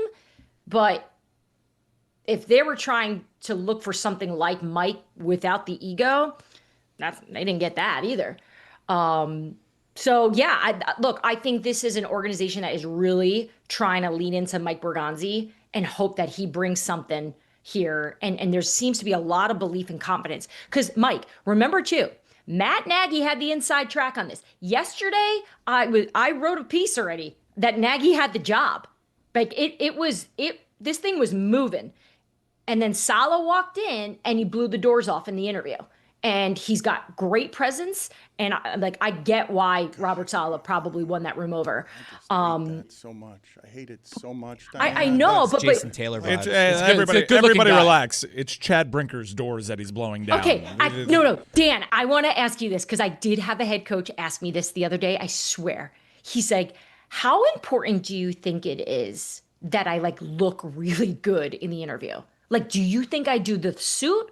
Like, obviously you get the haircut, whatever. He's like, do you think that matters? I said, yes, this is business. Of course, if you are looking polished, walking into a room with a female owner, right? For this example, let's say, absolutely look your best. Like, who's going to hire a slob? So I know we joke. The Kansas City Chiefs. And Bob Kraft. It's crazy that Tom Moore asked you your opinion on the matter. Andy Reid and Bill Belichick slob up the interview. Neither one of them's great on Zoom. I really do think this stuff of killing the interview is just a grand stupidity from people who don't know what leadership actually requires. Dan, hold on a second. There was that one time where Cliff Kingsbury was in that modern house on draft day, and we were like, that guy knows what he's doing. Yeah. I don't know what it is, but he gets it. Saleh is pretty handsome. Exactly. That I think that's part of this. And look, Saleh's a big dude. He has a plan. He does. He wanted this job badly. And while I'm sure, Jed York and Kyle Shanahan probably hated the fact that Saleh was, I'm sure, prepping a lot for this interview while they're in the playoffs. I think that for him, look, a year ago he got fired. We were writing pieces about how he lost the team and all the cultural issues they had in New York. So now he's got a second shot here. But we could probably have another conversation too. Did he pick the right place for him to have this rebirth, to get back in the game? I don't know. Is this good ownership? He just went from Woody Johnson. So, we'll see how this plays. But right now we still got the Pittsburgh Steelers looking for a head coach, the Cleveland Browns, the Buffalo Bills, the Las Vegas Raiders. You guys obviously saw Tom Brady there last night and that whole force, and the Arizona Cardinals. Greg Cody on 2.5 hours sleep just stifled a burp in order to get you this question. I did? Did I? Brad. Excuse you. Wow, yeah, seriously. Diana, I want to detour from coaching for a second. So Bo Nix is suddenly erased. It's your team, Jarrett Stidham. Can Denver, with that defense, still beat the Patriots and have a chance to win the Super Bowl? Yes. No, let me answer AFC first. Yes, I think there is no human being on this planet more insane than Sean Payton in these situations. I don't look, he wants Bo Nix out there, but it's not like this building fell apart once Bo Nix went down and they don't think they can win. I remember this summer, they were telling me about Stidham, and I remembered his days obviously in New England, and I'm like, what? Like, oh, I'm glad that you like him, but whatever, And New England, if you guys I don't know if you recall, but during free agency, New England was trying to get Jarrett Stidham back to New England. So there was like a little bit of a war going back and forth in negotiations to try to get him, and Stidham picked Denver. So I do think a little bit of, I love this matchup from even just starting at the top here. You've got two head coaches who are lunatics when it comes to tapping into what their team needs and what motivates them. So I think if anything, this works in the favor of Denver. They are looking at this as we're going to have to overcome this, and that's how they like it. And look at Sean Payton's history. Look at the times when Drew Brees wasn't in, when he was in New Orleans. Teddy Bruschi, right? I think Sean won almost every single game with backup quarterbacks. Taysom Hill, another one. He knows how to prepare them. And I do believe he does a good job of making sure that everyone steps up, knowing that Jarrett Stidham doesn't have a lot of experience as a starter. And in an AFC championship game against a hungry Patriots team that has a vibe about them. I was with them on Sunday night. That's kind of like, holy crap, we're here. Why not? Let's just go for it all. You're underestimating that when you say he doesn't have a lot of experience. It's 4 starts, none of them in the last 748 days. She's the senior NFL insider for The Athletic. She's the host of the Scoop City podcast. Always a delight. Thank you, Diana. Thank you for being on with us. Thanks, guys. So getting back to the topic du jour, I will try to soothe some Hurricane fans here and Malachi Tony as well. Malachi. By putting up a photo of Malachi Tony being consoled by Ed Reed in a giant baseball cap.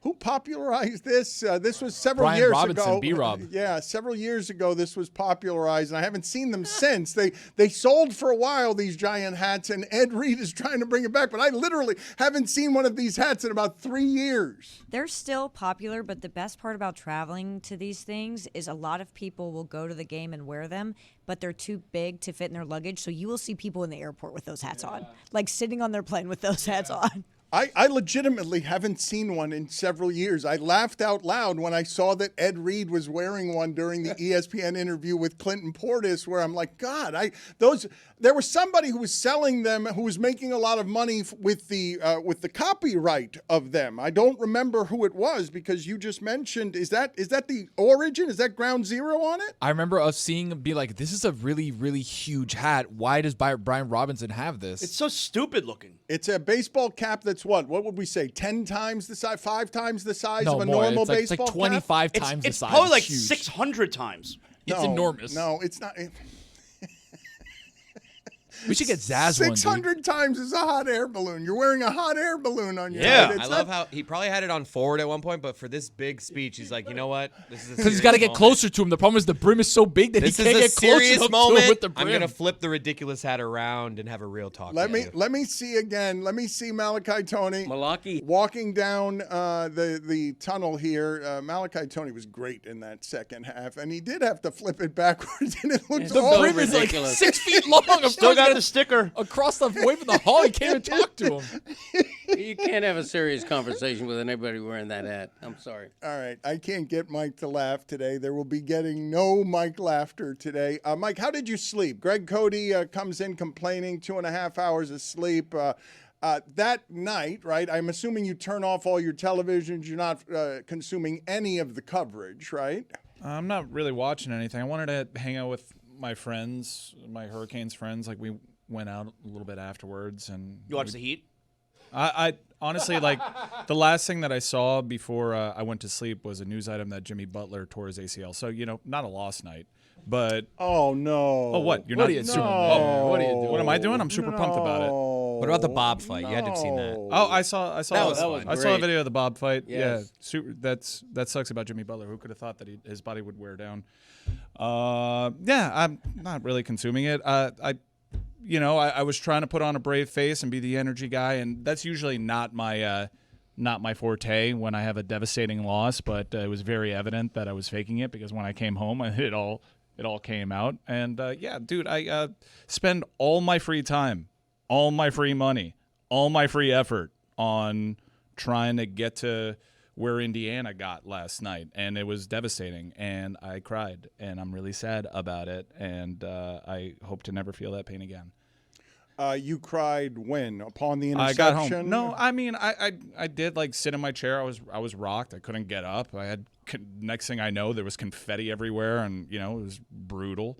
I shook it off. There were some Canes fans on the way out doing Canes chants, and this was a great season. You got to keep in mind, like, this was like a 3.5 month thing of like trying to prove that we were worthy. You proved it. Yeah, and that's what I was trying to tell myself. And we went through some teams that I properly hate.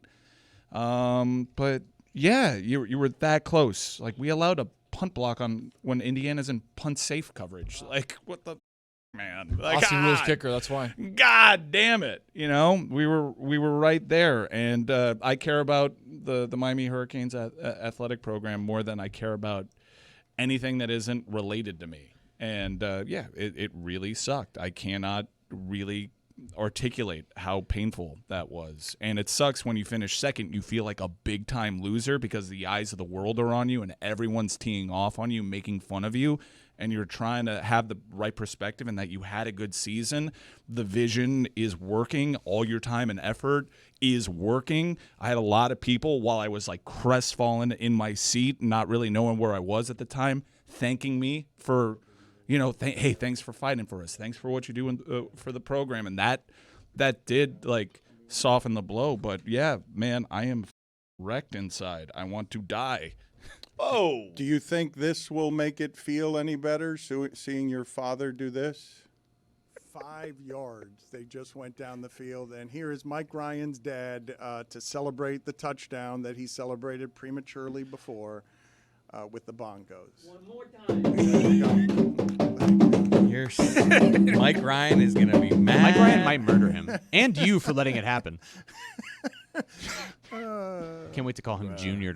Mike, what is second place for you on most devastating loss of your life? Because what you're describing, I imagine there's a gulf between getting home and crying and whatever finishes second place here, because to be that close is the part that's crushing, right? You lose to Ole Miss and it doesn't feel quite the way this does. You lose to Ohio State, it doesn't. There's very little that can feel quite this way. Maybe you're at the 1 yard line and you fumble or something, but it's about as close as you can be. Yeah, I guess the only thing that's close is Battle Court Spring Final 2024, losing to the Robote Renegades. Yeah, memorable. What about your favorite pro football team signing Deshaun Watson on purpose? That honestly, Dave, great shout. Great shout. Like, in terms of like my soul left my body, like who am I? What is my personality? You're absolutely right. The acquisition of Deshaun Watson did end a chapter in my life. That is absolutely the second most painful loss in my life. And also the Fiesta Bowl, because we got cheated out of number 6. I've gotten to the point in my life where, as a sports fan, yes, the winning is obviously the most important thing, but I want the moments. Like, really everything about my life moving forward is like, I just want moments. I want individual moments that make me feel good. And that's the part for me that is the toughest to swallow last night. It's not that they lost, but you're envisioning it that, oh my God, like they have a real chance to score here at the end of the game, and it will be a forever moment. That's the part for me that's the toughest to swallow. Not just that they lost, but we would have had that moment, that feeling for the rest of our life. Yeah, I didn't. So close. I don't know. I didn't think the universe would afford me that kind of happiness and joy. Did you see? I thought they were gonna do it. The dude that actually pulled down the interception is Glenn Sharp's nephew. Glenn Sharp was a corner that was on Chris Gamble in the Fiesta Bowl when Terry Porter threw that flag. Wow. Who cares about anything? Sports is stupid. Like, why do we even Sports do are this dumb. shit? Like, why are we like Sports are what? dumb. What? But you, also, they're Mike, the you said it best. yesterday. They're Yes. the best. No, They're the but best. sports are stupid. You said it yesterday. The universe died a trillion years ago. We're living in its echo. Like, who cares? Who cares about anything? We're all gonna die, and I'm gonna be on my deathbed, MF and Roy. I care big. I love big, and when it happens, and it will happen, it's going to be the greatest day of my sports fandom. I know we're gonna figure this out, and we're gonna get there. And I mean, how can you not feel great about this head coach and the trajectory of the program? I feel like this is the start of something. I'm not going to put all the business out there. Mark Fletcher, who made news because he swung on. Yeah, what happened there? That kid must have said something, right? Anybody that knows Jeremy, you know Mark Fletcher from his time in high school. Mark Fletcher is as high character and individual as you will meet in college athletics. And moments before that, he was being super classy with Fernando Mendoza. They had a nice moment on the field. I was wondering which of those came first. Because I was imagining him having an altercation, and then like a minute later, like the most genuine, nice. Yeah. Good game, man. If Mark Fletcher is swinging on you, you're the problem, because that is like not who Mark Fletcher is. If you did something like super disrespectful. Get hit. You know about that, Dan? Talk to him. Would the you down warrant it? But maybe someone will put it out there, maybe some of those teammates. But Mark Fletcher, I got word of like the speech that he delivered to the team after that loss. Mark Fletcher is coming back next season. I told you the story after Middle Tennessee State. Mario Cristobal took like a couple of boosters, and for whatever reason I was there. I had no business being there. And he said a couple of names, and Reuben Bain and Mark Fletcher were guys that would turn this program around. And he's going to finish that story. And I hope it's in Las Vegas next year. Mark Fletcher is a great guy. I know a lot of people are decontextualizing what happened. It's an ugly moment, obviously swinging on somebody. But that guy is as high character and individual, and he's a reason this season turned around. That video, that moment, and that uniform will camouflage for the country how high character and individual he is, and we will be accused of all manner of bias for just simply knowing a little more about him than you do.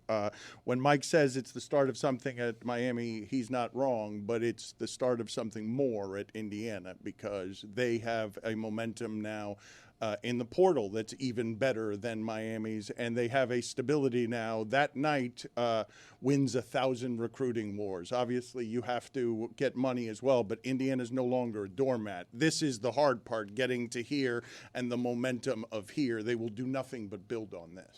Agree with that, but like I said to you last night, Dan, and I think that listening to Zaz and to Mike and to pretty much everybody in here, it would have, sorry to paraphrase SEC, it would have meant more, I feel like, for Miami fans than as much as it has meant, obviously, to IU lovers. You're 100% right. There was, as I kept saying, there was no downside. If you lose, there was no precedent either way. Okay, so we had the Heisman winner. We went into this thing undefeated. We beat Oregon twice. We beat Alabama. Fans don't spend beat like Ohio State. I mean, for real, the vibes would have been very similar if you removed this reality. If they would have gone, 9-3 and won the Rose Bowl, you would have thought, well, I mean, a once in a lifetime thing for the Hoosiers fans, but you guys have the downside, and I really do. As much as nationally I kept saying, and I kind of stand by it, Dan touches on the fact that the U has maybe a negative rep, but largely I think that Football America looked at IU as having just beaten the Soviet Union in the 1980 Olympics and now just had to finish it by beating the Finns, and the U was the Finns. That was not supposed to be the challenge that it ended up being. But for you guys, clearly, for how you perceive yourselves as now a blue blood, it is striking to me.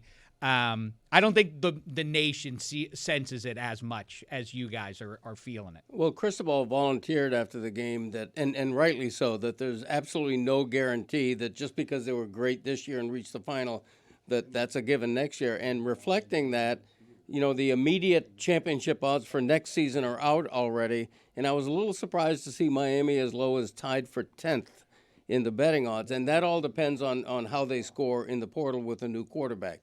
So I think the U is back, but there's no guarantee that they're going to maintain this level just because they got there this year. Dave, would you give your championship to Mike Ryan right now? I give him well wishes for 2026. Miami's playing a home game for the championship. Do you people have no sense of history of what that means? Miami wins that game, always. You've never seen this.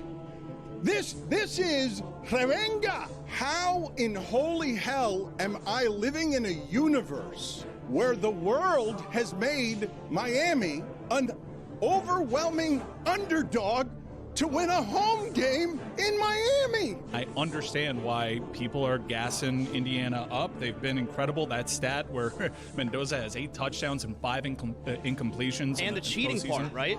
I'm not going there, but Miami's prepared. Here's the play, Indiana. Cheat this.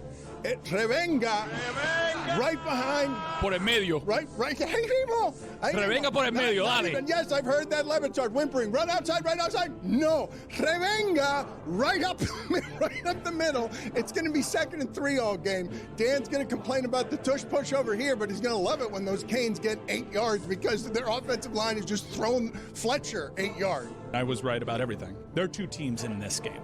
They're going to spot the ball, and Mass is going to kick ass. Yeah. We've got a very skinny Charles Barkley there. He's half the man that he used to be. He loves himself some hockey. You guys want to show some footage again of Bobrovsky and the goalie fight from last night? Because a couple of times Charles has come down here to watch the Panthers win a championship, and I did not know that our friend had such an interest in hockey. Welcome, Charles. It's been too long since I've seen you. Hey, man, you never called me and asked me to come on the show. You know I'll come on the show anytime you want me to. Well, I appreciate that. But when you were in Miami for those Stanley Cup finals, you did not come anywhere near where I was when I was looking for you. Because they play out in down. Is it Sunrise? Yeah, it's the Everglades. Okay. Hey, let me tell you something, man. That was so good last night. I didn't see the hockey fight till after the football game. I love that, Dan. And that, people ask me why I love hockey so much. I say, man, they have a code of honor. You never have to worry about guys out here doing load management. They just want to win the Stanley Cup. Hey, who are you kissing back there?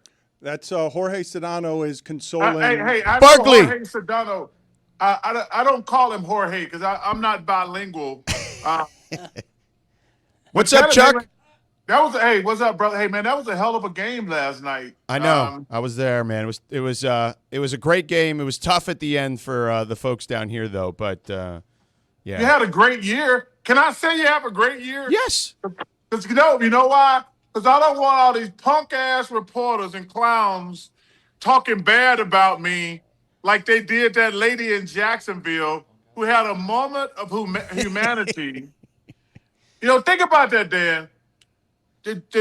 Jacksonville had a great year. They won 4 games last year, and we got so many punks on television and on radio now. Because I don't get into the social media stuff. Dan, I don't do social media. But I started looking, and it was a big story brewing. I'm like, is this woman serious? She's supposed to be a journalist. Have we got to the point now where you just have to be an idiot or a fool or a jackass to be on television or podcast or something now? You can't have I can't tell the Hurricanes they had a great season. You can, but I'm curious though how this is going over at ESPN that you continue to call people who work there punks, idiots, fools, and jackasses. Well, they can fire me. Hey, Dan, I got 7 years left on my contract. And you said you were retiring. I am. So listen, Dan, I'm 100% retired, but if I can do something just a little bit stupid, so they have to fire me, they'll have to pay me for the whole 7 years. That'll be fun to watch. Watch Chuck and the Inside the NBA crew as part of NBA Saturday Primetime on ABC this Saturday, January 24th. The Knicks were booed at home. Were you often or ever booed at home? Dan, I played in Philadelphia. you know, I tell people, and I don't mean any disrespect to any other fan base, Boston, New York, and Philly, they are different fan bases. They're going to hold you to a high standard. I flicked over to check on that game last night because I was trying to watch the football game, but I wanted to see the Pistons against the Celtics. And then I saw that, wow, they're down 30 at halftime. This is not going to be good. I really didn't know anything about the booing until I was watching SportsCenter later. But damn, if you're down 30 at halftime, which there's never excuse to be down 30 at halftime at home, you deserve to get booed. How has the season been so far for you and the switch over, Chuck? You guys aren't on as much as I would like to see you because I can't get enough of that show. But you've also said several times, like, they're not going to work me to death. I'm not going to allow it at this age. So how's the transition been for you? It's been great. And Dan, we've complained. We've only been on ESPN, I think, 4 times in 3 months. We did like the first 2 weeks. We were off all of December to Christmas, and we're off until all of January until the 24th. I don't like that at all. What I was talking about working all the time, because I love watching basketball. I'm not going to do all these damn shows. That's the part. I'm not going to be on ESPN 1, 2, 3, Deportes, Nacho, Echo, whatever they call it. I'm not going to be doing all that. But I wish that we had been on more during the first half of the season. But I just checked the schedule.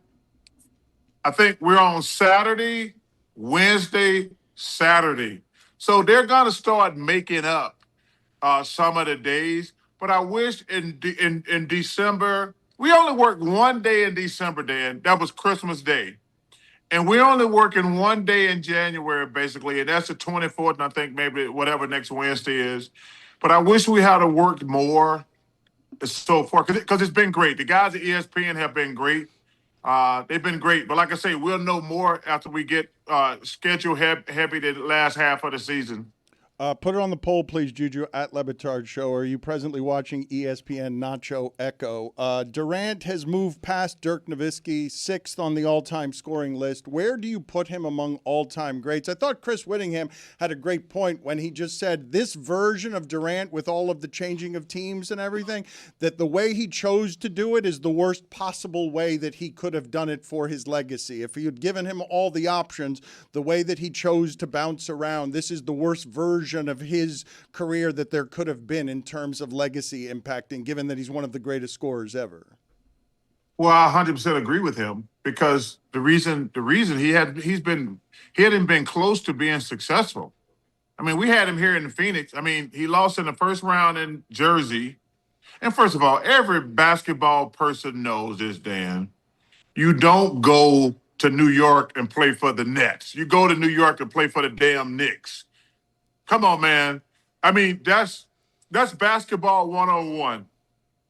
When people say he's going to New York, I'm like, whoa, this is going to be great. He's going to the Knicks. He went to the Nets. That's the first strike.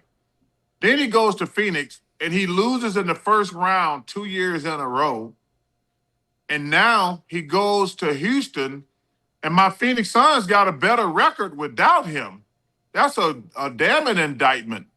The Phoenix Suns have the same record basically as the Houston Rockets.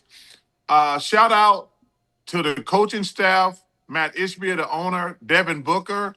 And let me tell you something. Dylan Brooks, he reminds me of Draymond, Dennis Rodman. Now, they're going to drive you crazy sometimes. You didn't mind being a villain?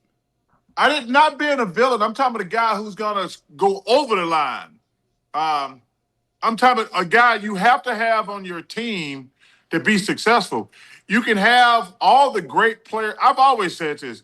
You can have all the great players you want, but you got to have a crazy person that sets the tone for the team. And let me tell you, what Dylan Brooks is doing for my Phoenix Suns is incredible. Dude, we weren't even supposed to make the play-in game. And now we having one of our best seasons. So shout out to Dylan Brooks, Devin Booker, and those guys. They're doing a hell of a job. Do you have a precedent? Can you think of a precedent like the one with Ja Morant, where you've got a guy being advertised as the face of the league, and now you can get him in the discount bin? That's a great question, but he's in a discount bin because of his own actions, Dan. We as players, we are the stupidest people. When I mean that, I don't mean stupid. I mean, like, it's never our fault. The reason Ja Morant is in a discount aisle, the same reason Trae Young was in a discount aisle, they're self-inflicted wounds. You don't think the Atlanta Hawks wanted to build around Trae Young for 15 years? You don't think the Memphis Grizzlies want to have Ja Morant on their team forever? But it's self-inflicted wounds, because now you got to make business decisions, because these guys make so much money now. You can't pay a guy $60, $70, $80 million and we're going to be mediocre. But all the wounds were self-inflicted. Ja Morant, everything he's did to put himself in a discount aisle is because of his own actions, plain and simple. Charles, the All-Star Game starters were announced last night, and for the first time, LeBron did not get the votes to be an All-Star starter. So the only way he makes the game now, the coaches have to vote him in. Is it possible the coaches don't vote LeBron an All-Star? Well, let me say this. I think Adam Silver, who I love and respect, made a huge mistake. Listen, man, quit screwing around with the All-Star game. Make it international against the U.S. All this, you play a team, and all this other stuff. I've been saying for 10 years, the international team against the United States team would be a perfect scenario. The reason they don't want to do it, because the international team would kick our ass. That's exactly why they won't do it. I mean, probably the top 4 or 5 players in the NBA today are international players. But it would be great. We don't have to win. It's kind of like the Olympics.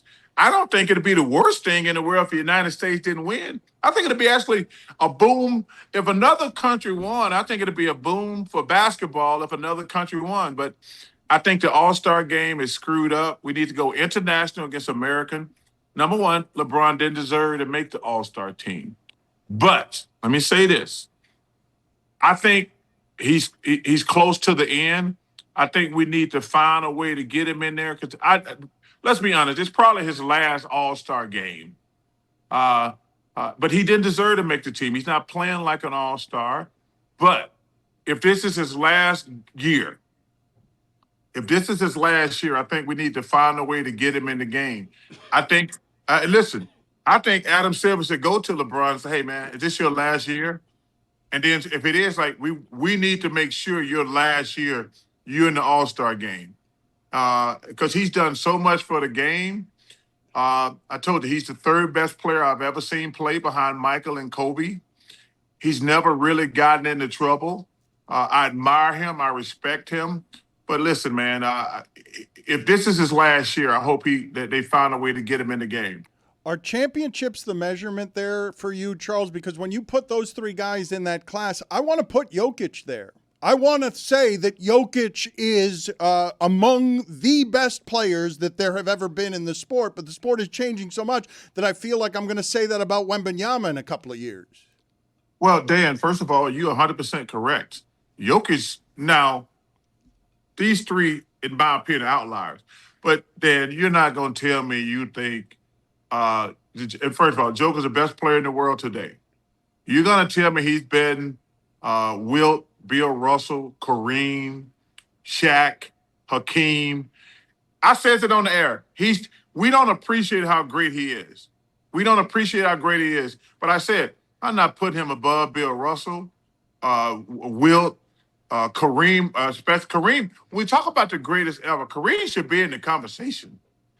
But he never gets mentioned. Kareem should be in the conversation. But also, as much as I love the Joker, you're not going to put him out there against Shaq and Hakeem, are you? Come on, Dan, stop it. He's the best player in the world today. Don't get me wrong. I mean, Charles, I know this generational stuff is tough, right? I know it's difficult, but Babe Ruth would have sat there watching 100-mile-an-hour fastballs with that big bat, and at some point, Shaq and Michael Jordan are going to generationally be passed by evolution, are they not? At some point? Not those guys. Wembanyama, Babe Ruth might get passed, but Michael Jordan won the slam dunk competition. So if you're good enough to win the slam dunk competition, you're one of the most athletic guys on the planet. Like, yeah, all these guys are athletic. That don't mean that. Shea Gilgeous-Alexander, he's not overly athletic, is he? But he's right there with the Joker as far as the best player in the world. I mean, I love Shea Gilgeous, but you don't say, wow, he's really, really athletic. Kawhi Leonard, the one day a week he plays, you can't tell me he's overly athletic, but he's gonna go down as one of the best players ever. So, and listen, the only question about Victor is his health. You know, Dan, have we ever, and I hate saying this because it sounds stupid, but it's true. These guys who are that tall, have we ever seen any one of them stay really healthy for like 10 years of excellence? I mean, it's such a freak of nature to be that tall. And I love that kid. I hope he's able to stay healthy because he's a great kid. How is Wilt able to do it? Well, I think Wilt was only like, he's close to the Shaq height, like 7 foot, 7'1". Only? This guy's 7'5", 7'6". Yeah. Yeah. But I will say this, and I've said this before. Shaquille O'Neal is the biggest human being I've ever seen in my life.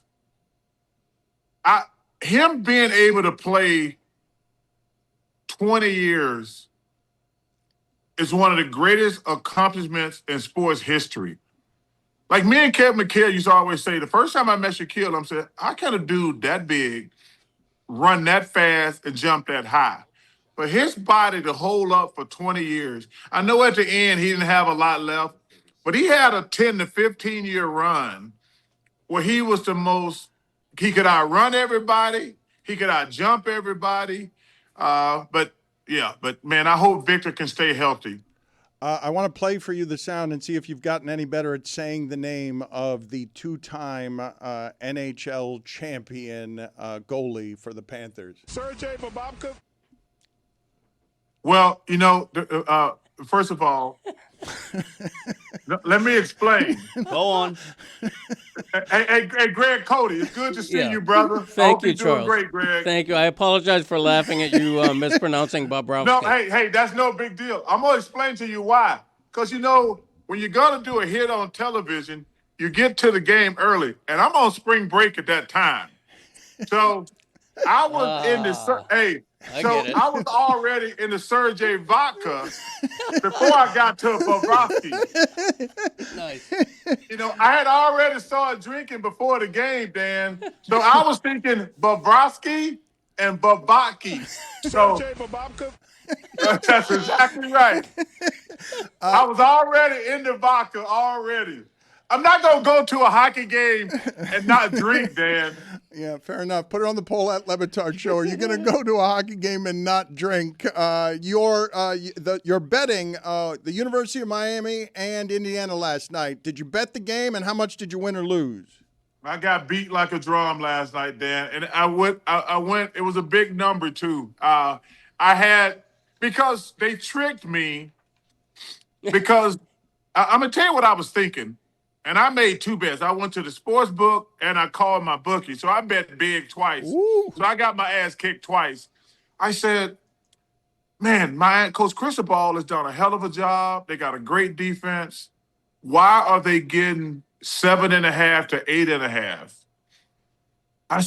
I think Indiana's gonna win the game, but man, they tricked me into betting on Miami. On the money line? I mean, you covered. You covered. But what you bet Miami to win? You bet Miami on the money line? No. I took Indiana. Indiana didn't cover. Okay. So who tricked you? What happened? The line said take Indiana because they're not going to blow out Miami. You know, it's the same thing. About 3 weeks ago, I says, I think Indiana's better than Alabama, but they're not going to win by more than a touchdown. But, you know, you're trying to figure all this stuff out. I says, well, I think this is going to be a good game. But why? Because the line dropped from 8.5 to 7.5. Because I played golf yesterday and it was 8.5. By the time I got to the sports book, it was 7.5. I said, oh, man. So I overthought it. I should have gave Coach Cristobal more credit. But, man, you know what? Hey, that's gambling, brother. That's gambling. Our crew here is a little confused. Mike and Tony are a little confused by what happened to your bet, and we don't understand why you would need to make two bets, why it is you'd go to the sports book and also call your bookie. Is it because you had drinks while you were playing golf? Sergey Bababka? No, because I was really confident that Indiana was going to – because I said, man, the line should be closer. Because Miami got a hell of a team and they're playing at home. That's what I was thinking. So I just bet twice. I just bet more. But I didn't bet. I bet twice. I just bet more. And I lost more twice. I did. The line tricked me. I said, man, they died for us to bet on Miami. Because Miami, to me, they shouldn't have been getting 7.5. I mean, they won all those games. They were playing at home. But they just tricked me, Dan, plain and simple. It sounds like you're a bad gambler. Who's tricking you? Is your bookie just telling you, no, don't do that? Who's tricking Charles Barkley? Well, there's no such thing. I tell people there's no such thing as a bad card player. Because when you go to the casino, if you get good cards, you're a good damn gambler. Damn right. I always love when people say, are you a good card player or are you a good gambler? I said, depends on if I win or lose. When the dealer's giving you all these good cards, nobody say, man, you a good gambler. I said, no, the dealer's giving me good cards. And when I call my bookie and I bet when I win, man, I took the right side. When I lose, I took the wrong side. That's gambling, brother. Put it on the poll at Le Batard Show. Should your bookie be trying to talk you out of the bet you're trying to make? Sure? Charles, true or false? Shaq still cannot name 3 Pistons. In fairness to Shaq, the Pistons have only been relevant. No, we've been on TV a long time. The Pistons, number one, great win last night. But they only been relevant. That's like that stupid game we play, who he play for. That game's not stupid. That's an awesome game. I'm not watching bad teams play, man. Listen, the only player I know on the Washington Wizards is damn Trae Young. And CJ's in Atlanta now. The Sacramento Kings, I know DeMar DeRozan and Zach LaVine and the Murray kid. Westbrook. Yeah, I don't watch bad basketball. It makes my head hurt. So the answer is no. He can't name 3 Pistons. Oh, let me name something for you, Dan. USF. We just stole y'all coach at Auburn, Coach Galash. I'm happy to have him at Auburn. And the quarterback. And the quarterback. Name me another player for USF, Dan, and he's in your damn backyard. Oh, I watch so many Dan. USF games. I watch so many. And I'm just Name a watching player. uniforms. I know. What? No, okay. So you watching uniforms, okay? I know the quarterback and the coach, and I'm really excited about Coach Gillespie. Let me tell you something. One of my great people I admire is Derek. Damn, I forgot his name. You admire him, though. You admire him, though, Chuck. Yeah, he's good. I love him. Wait, no, I got it. Derek Brooks.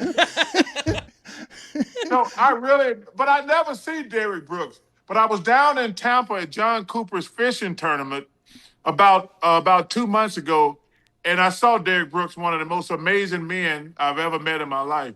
He sends me a text when we get Coach Gillespie. He says, "Y'all got a real one, Chuck." And if I get the seal of approval from Derek Brooks, I know we got a great coach coming to Auburn, and I cannot wait to support Coach Gillespie. Charles, Shaq gets mad sometimes on the show, like when you guys are busting balls. Have you ever gotten actually mad? In a game, he fought Shaq, which was No, but I'm crazy. talking about on the show. No, dude. The only problem I ever have with Shaq, and he hates Dan. He hates Dan. Y'all know that, right? Yep. We've gotten the vibe. So Shaq is one of those guys, and it's not a good trait. He can dish it out, but he can't take it. And me, if I'm going to dish it out, I got to be able to take it. So I get mad when people are sensitive. You can't give people junk. First of all, that's the best part about playing any type of team sport, especially the NBA. The bus trips, the plane trip, we ride each other unbelievable. But Shaq can dish it out, but he can't take it. That's his only weakness because he's a really, really good dude, but he can't take criticism. That's why he hates me. Only because I've said I don't understand why he's so sensitive. He's won at life, and I don't understand. You just said something that's harsher criticism than any I've ever leveled at Shaq.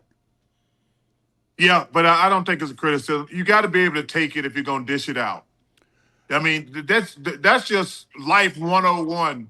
You can't just give people a hard time and not be able to take it. Do you have a player right now in the league that you've pissed off the most this year? Because you don't mind pissing people off. Is there an active player right now that you that's on your ledger where I really got this guy angry with something I said?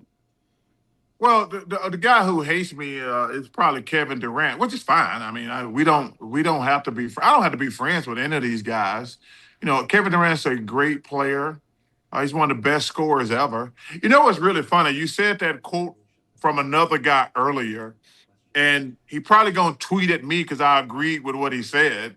But you know, it's so funny. He hits the game winner against the Suns. He's like, "Yeah, I really want to stick it to the Suns. They threw me away." I'm like, "Dude, we traded 10 draft picks. We gave you $60 million a year, and we got swept in the first round of the playoffs. You want us to keep you around? Like what do you expect? We had to reset." I'm like, wait a minute. They didn't throw you away. We traded 5 or 6 number 1 draft picks. Then you wanted Bradley Beal. We went out and got Bradley Beal. We lost in the first round the first year. The next year with you, we got swept. And then this year, we got a better record than the Rockets, and you still mad? What you mad at? Facts? We're better without you. Don't get mad. Those are just facts. Watch Inside the NBA. It's the best sports studio show there's ever been, and NBA Saturday primetime on ABC. Chuck, it's always great seeing you. You always. Hey, Dan, can I say something before we go? Yeah, but I know what you're gonna. I know what you're gonna say. I don't know what he's gonna say. I know what he's gonna say. Yes. Dan, I'm not gonna say that anymore. Dan, I just want to say this to you, man. You know, when I first met you, I told you what a big fan I was. I said, yo, because I do. I think most of the guys just want to get clicks and just want to be in the limelight and say stupid stuff. I said, Dan, I like you. You and Tim, what is it? College Show? A lot of respect for him. Yes.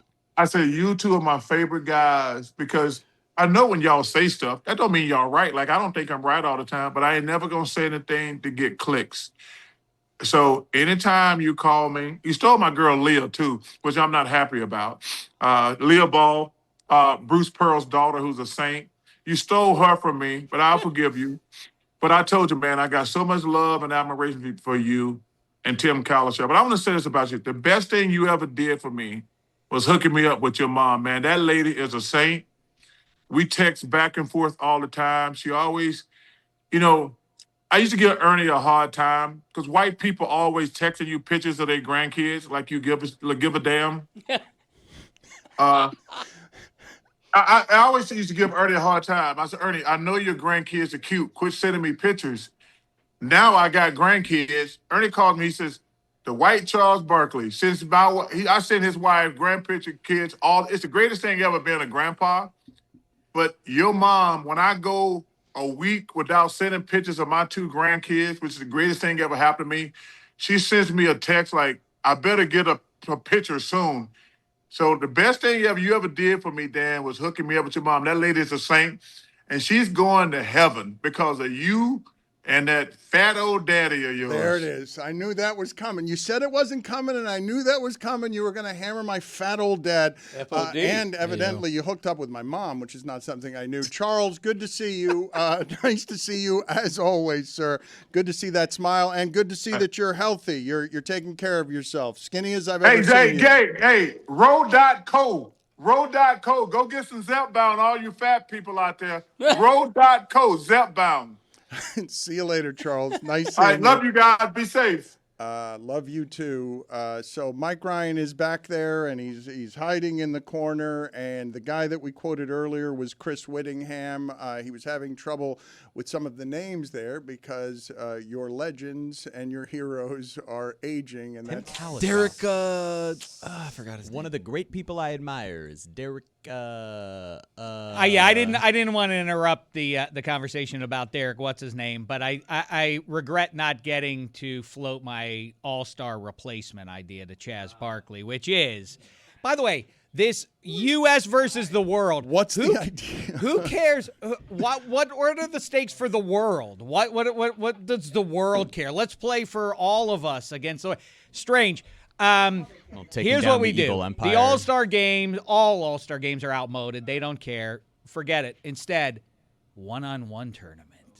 Right? That sucks. Tony, come on. That sucks. You wanted to hate that idea? King of the court. You with wanted 40 to hate guys? that Everybody idea. seven, You like it, Tony. You 6'11", 7. Wait, Let me you get go Jokic on Anthony Edwards. No. You sideways. You break it up into four categories. Yep. You go like 6'11" and above. Yep. 6'10" to 6'8" and so and on down. Love It'd it. be great. No, nobody cares about one-on-one. Here's what you do. Well, nobody cares about the All-Star game. Here's what you do. A game of horse. Bring back horse. All right, it's getting lame. I'm I down. like this. Let's see how lame we can make this. Let's work through this, Greg. How many people are playing? Is it all the All-Stars trying to make the same shot? It's one-on-one. Maybe guys just doing the 3-man weave down the court, Tony. You create a shot. When I played horse, the go-to shot was you stand behind the basket. I put it over the top. And put it right over the top. Yeah, that's a good shot. Yeah. My dad used to make that shot a lot in horse. Yeah, you have to. And then I became better than him, and then it was easy. This is a great idea, right, Dan? Thank you. Yeah, give me Indiana minus 7.5. No, what? I should take Miami? What? I don't know which way to go here. That seems like a lot of points. I'm gonna take Indiana. How is Miami getting so many I'm points? gonna lay the points. Give me the Hoosiers. It's not a terrible idea, but after that particular game, fix the NBA All-Star game is not the topic matter that I really wanted. That was a head-spinning appearance from Charles Barkley, I have to admit. Tim Cowlishaw. Tiene pinta.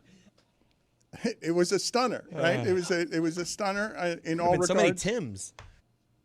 Jeremy was smiling at the Jimmy Butler highlights. He was. We got him. Jeremy's enjoying the injury. We got him. More than anyone here. That's not what happened. Super pumped. That is not what happened at all. Super pumped. I'm not super pumped. You are super happy. No, I'm not. You are Absolutely. so happy. Tiger Woods fist bump myself. That's not what Tiger happened. on 18 in Augusta. This That's is what's not happening true. inside. That's not true. I know it. You are can ask so anyone psyched. who was in that room last night when I saw. I was not you excited. You are psyched. That's not true. It's okay to be psyched about that. No, Why it's was not. it okay to be? No, it's not. He's That's a like the bad end of guy, the premiere. and he got what was coming. He to left him. the villain. That's what you That's think. not. He punted his way out of town and left the villain. I know why you're not doing true. You're a that. journalist. You have 3 Emmys. You're on the Heat broadcast. You publicly cannot say that, but I know what's inside of you, and it is pure, unbridled joy. That Jimmy Butler tore his ACL. You can shake your head all you want. Show the fist bump. You can shake your head all you want. 3 years from now, you're going to be like, you were dead on. Let's show Jeremy's reaction last night to the injury. It's his fist bump after he did. I don't think that that's right to do. Mike Ryan has put his name on enjoying that injury, and that's not something that we should be doing. Right, that's super classless. You can have that as a private thought. Just don't speak it into a microphone. Keep your Jeremy honesties did. to No, your I didn't. Keep your Why'd you do that, Jeremy? Come on, you're a good guy. You have a good reputation. I mean, not amongst Miami people, but like everyone knows that you have a good heart. You're entitled to be like super pumped about this. Yeah. Mike and Tua, too honest. Unlike you though, Jeremy. Mike, we're all pieces inside. Come on, you're pumped. Put it on the poll at Le Batard Show. Are we all pieces of feces inside? I think that's almost literal. Even Jeremy. I guess Even Jeremy. Even Jeremy. You can add that to it. Jeremy really cares about what people think. Trust me, I he do is so pumped. much. I care so much what people think. Well, Mike was just informing me before that interview started. He's like, I just can't believe how much a new generation of University of Miami fans hate you. And I'm like, I'm used to this. It's been 30 years I've been doing this with University of Miami fans as people nationally associate me with being too pro-Miami. It's sort of... but those were older heads. Like, for, like, people in their 20s to be like, F Dan Le Batard. It's pretty shocking what's happened. Like, yeah, I don't. We need to do some fixing there with your reputation because, like, hey, that's why I was all over the city trying to make Dan's name I'm great again. I'm trying to help. Like the Pell Grant thing, like that. I didn't do the Pell Grant thing. I know, but that was a reputation for you, and like you could always tell, like the certain Miami Hurricanes fan that is always gonna hold that grudge over you. Lucy, you know about that Pell Grant? No, but I do have an idea for you. You can just Mark Cuban it and be like, hey, I'm going to give a ton of money to Miami. I'm going to buy you guys a player. Because Mark Cuban did not give any money to Indiana last year, and now he's got this real nice little Indiana. We paid for Tyler Van Dyke around here. We got a refund on that. He didn't I show up to can't highlights. believe we did that. That's so crazy. Yeah. Bad business I think decision. Saban tried to steal Tyler Van Dyke. That was a thing. We have been talking here recently about the number of prayers from Mendoza and others that God and Jesus have been getting here recently. And obviously, our show, able to get Andy Garcia at halftime when I requested Cubanissimo last night, also able to get a direct line to the Lord here. You know, people think being the Lord and Savior is easy work. But this time of year, my entire day is ground to a halt because of playoff football.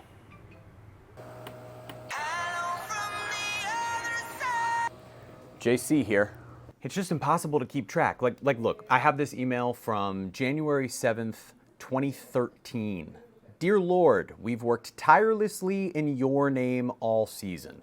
We're just one game away from our dreams coming true. Please help us keep the Alabama run game in control and emerge healthy and victorious. Love, Manti Te'o, Notre Dame linebacker. Like, I just saw this 6 months ago. Yeah, it's J-Dog. JC. The Redeemer. No, they're both good options. Yeah, no, they're both really good options. It's going to be... I'm such a big fan. Do you mind if I take a selfie with you, please? No, I can wait.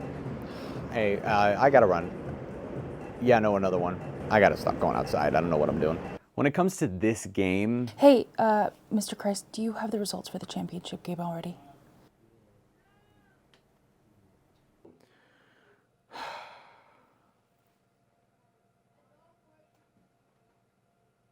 You know, with all the extra work these days, sometimes you just need to relax, unwind, and that's how you get to a decision.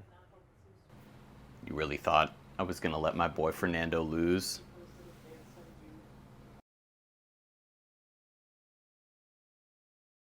Happy New Year, everybody. 2026 is already getting off to an incredible start because you want to know how I rang in the new year? It was with a bunch of friends in a Dallas hotel lobby bar ordering a bunch of Miller Lights because that's how you do it. That's how you make special memories. Miller Lite has been by my side at many special football memories this year, and hopefully we get to write a few more memories with Miller Lite. Some of my most legendary moments have started that exact same way. A buddy's house, a lobby bar, a game, no big plan. And then you crack open a Miller Lite, you take a sip, and you look around, and you immediately recognize that you made the right call. You're locked into the game, the conversation, the moment, not thinking about what you're drinking. Miller Lite just fits. Clean finish, refreshing, brewed for taste with simple ingredients like malted barley, and at 96 calories and 3.2 carbs per 12 ounces, it never weighs you down. Legendary moments start with Miller Lite. Great taste, 96 calories.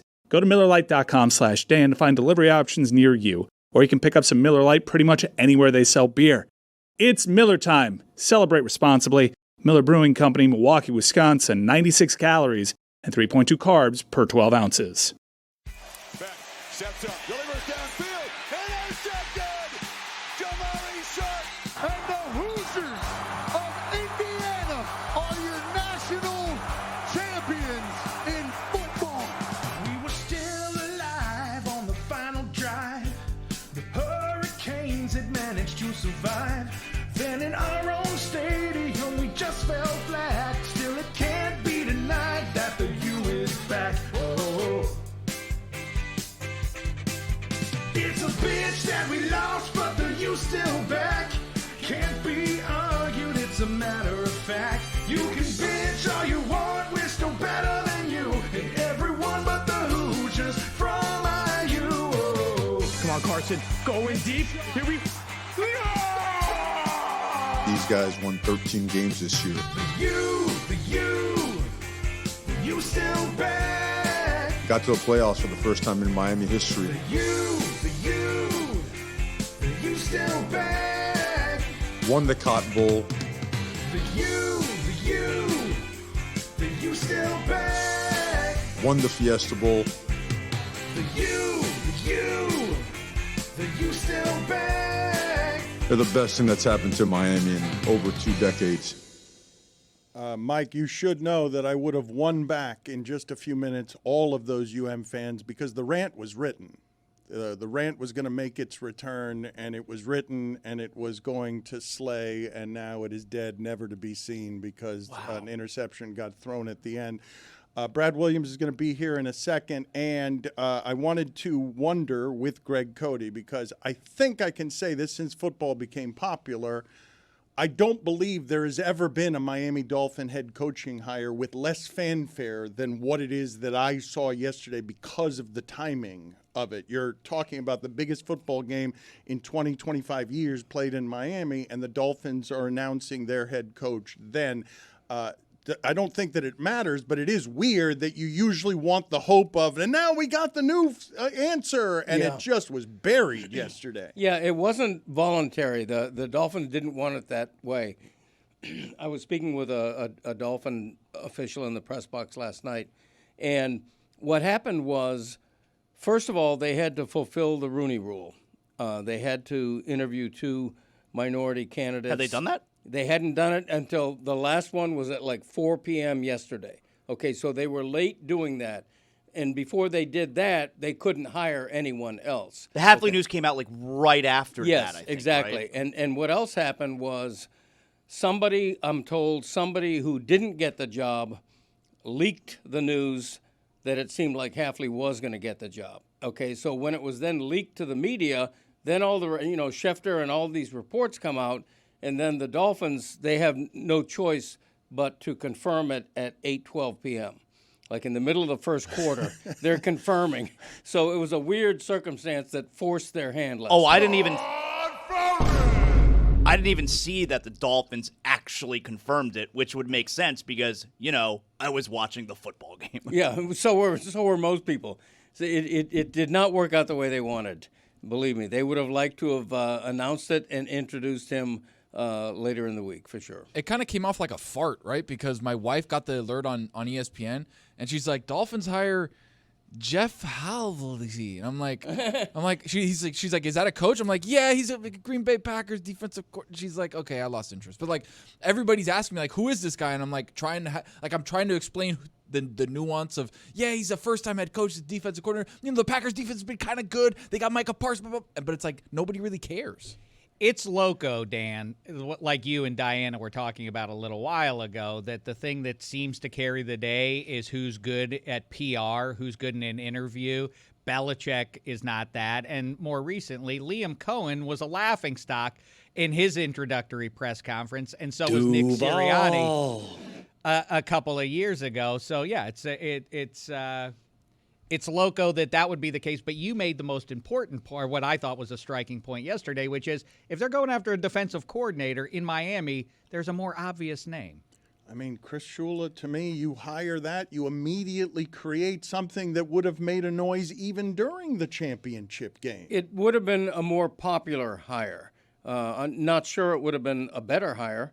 Because we can't know how good Hafley's going to be. We can't know, but all things being equal, as I think they are with young defensive coordinator whiz kids, like in terms of us not knowing how to do the analysis on the Mike McDonalds of the world before they get hired, where I only hear Mina Kimes and no one else celebrating that. Like, as far as those things go, you absolutely win the offseason if you do the popular thing of going with the defensive coordinator who has a name that people have heard of. Yeah, I also think it's fair to note Chris Shula has had fewer head coach interviews than Hafley. I mean, there's a reason for that. Hafley's a little bit older, I believe, a little bit more experienced at what he's doing, and there's a reason the Dolphins liked him. My only hesitation with this hire is that I don't trust the Dolphins. It's that nobody can know whether Hafley's going to be good or not, but you have almost 20 years of track record that the Dolphins aren't very good at hiring a head coach. I got to meet him at ACC Media Days a few years ago. Nice. Here's my take. Certified sweetie pie. Super nice guy.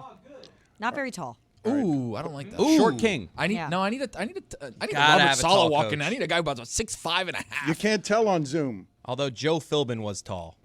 Yeah, that's true. Cam Cameron was as well. Yeah, he was. Brad. Put it on the poll at LeBatard Oh, Show. shit.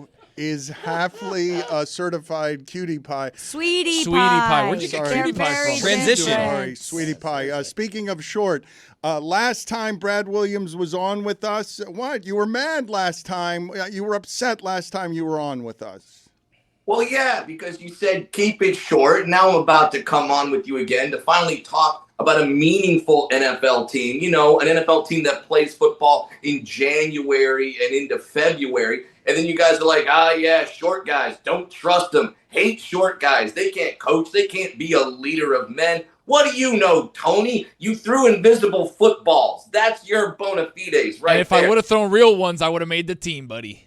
I'm sorry. Is there not a pro athlete that you could tell that you could be better than in the studio right now? No. Is there no one you could tell that you could back down? Holy God. Brad. I can't win on this show. It's just I try to come on, I try to bring a little flavor, and then you guys just you guys with the short bit. If that joke was any deader, it'd be related to Dan.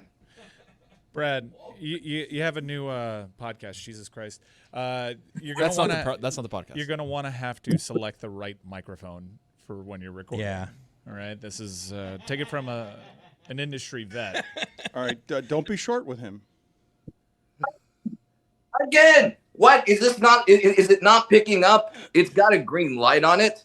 It's working. Yeah. You just sound tinny. one. You sound tinny. You sound like you're in a submarine where, you know. Check out Height and Babble. New podcast Brad started. I thought it was Jesus Christ. I thought the name of the podcast was Jesus Christ. That's Mark Norman's.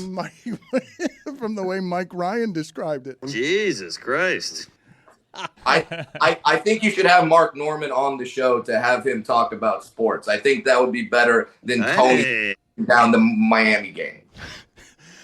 You are our Broncos correspondent. You've finally been elevated. Congratulations on that. Stidham hasn't started a game in 750 days and has started all of 4 games his entire life. How do you feel about the good news, bad news of you beat the Bills, but now you've got a problem in it that you're not going to win the Super Bowl? There's no circumstance under which you're going to win the Super Bowl.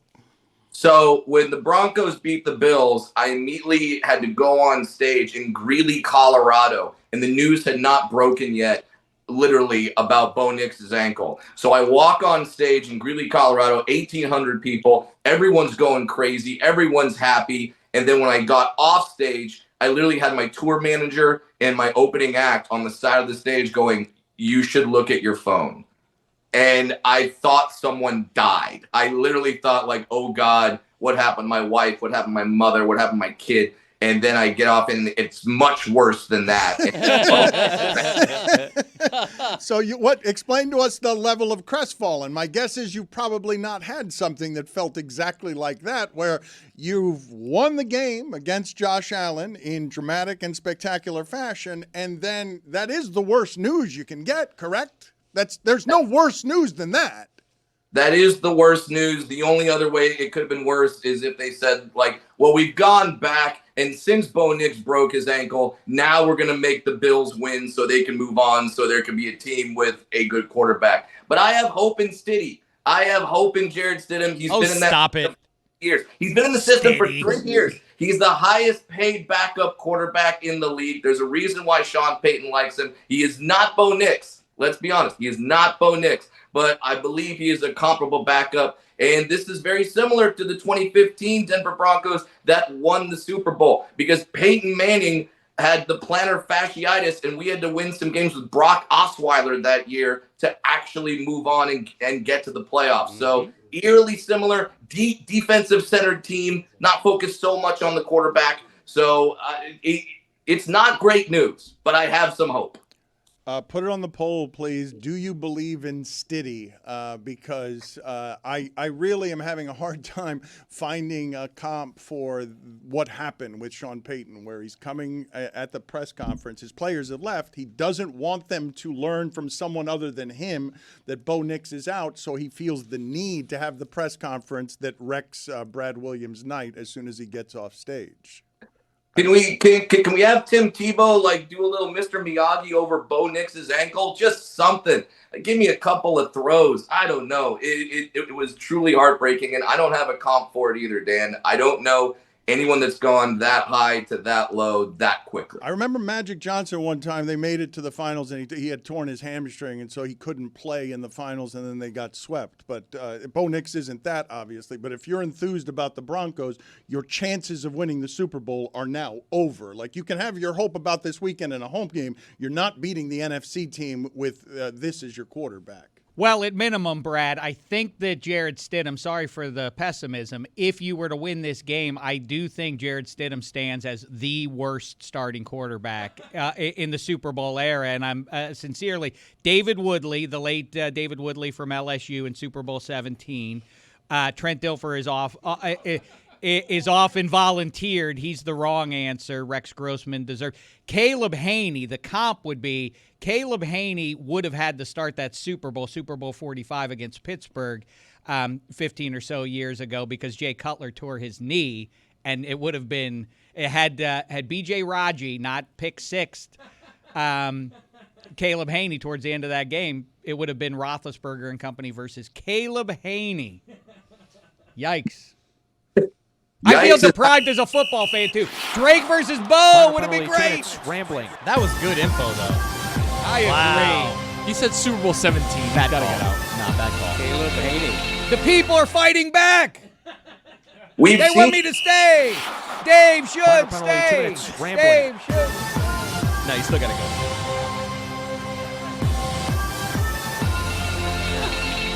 go. You can be hopeful, but my guess is you're faking it. I mean, we've seen this before with Jeff Hostetler. He won a Super Bowl with the Giants. We've seen it with Nick Foles beating the Patriots. Nick Foles had a great tweet, by the way, about how the Patriots notoriously come up short against backup quarterbacks. So I love that by Nick Foles. So we've seen it before. It wouldn't be the craziest thing in the world. But yeah, hope is not. Wait a minute, you're good with Foles. Allowed to say that. You're good with Foles saying come up short, but I say it and you get mad at me.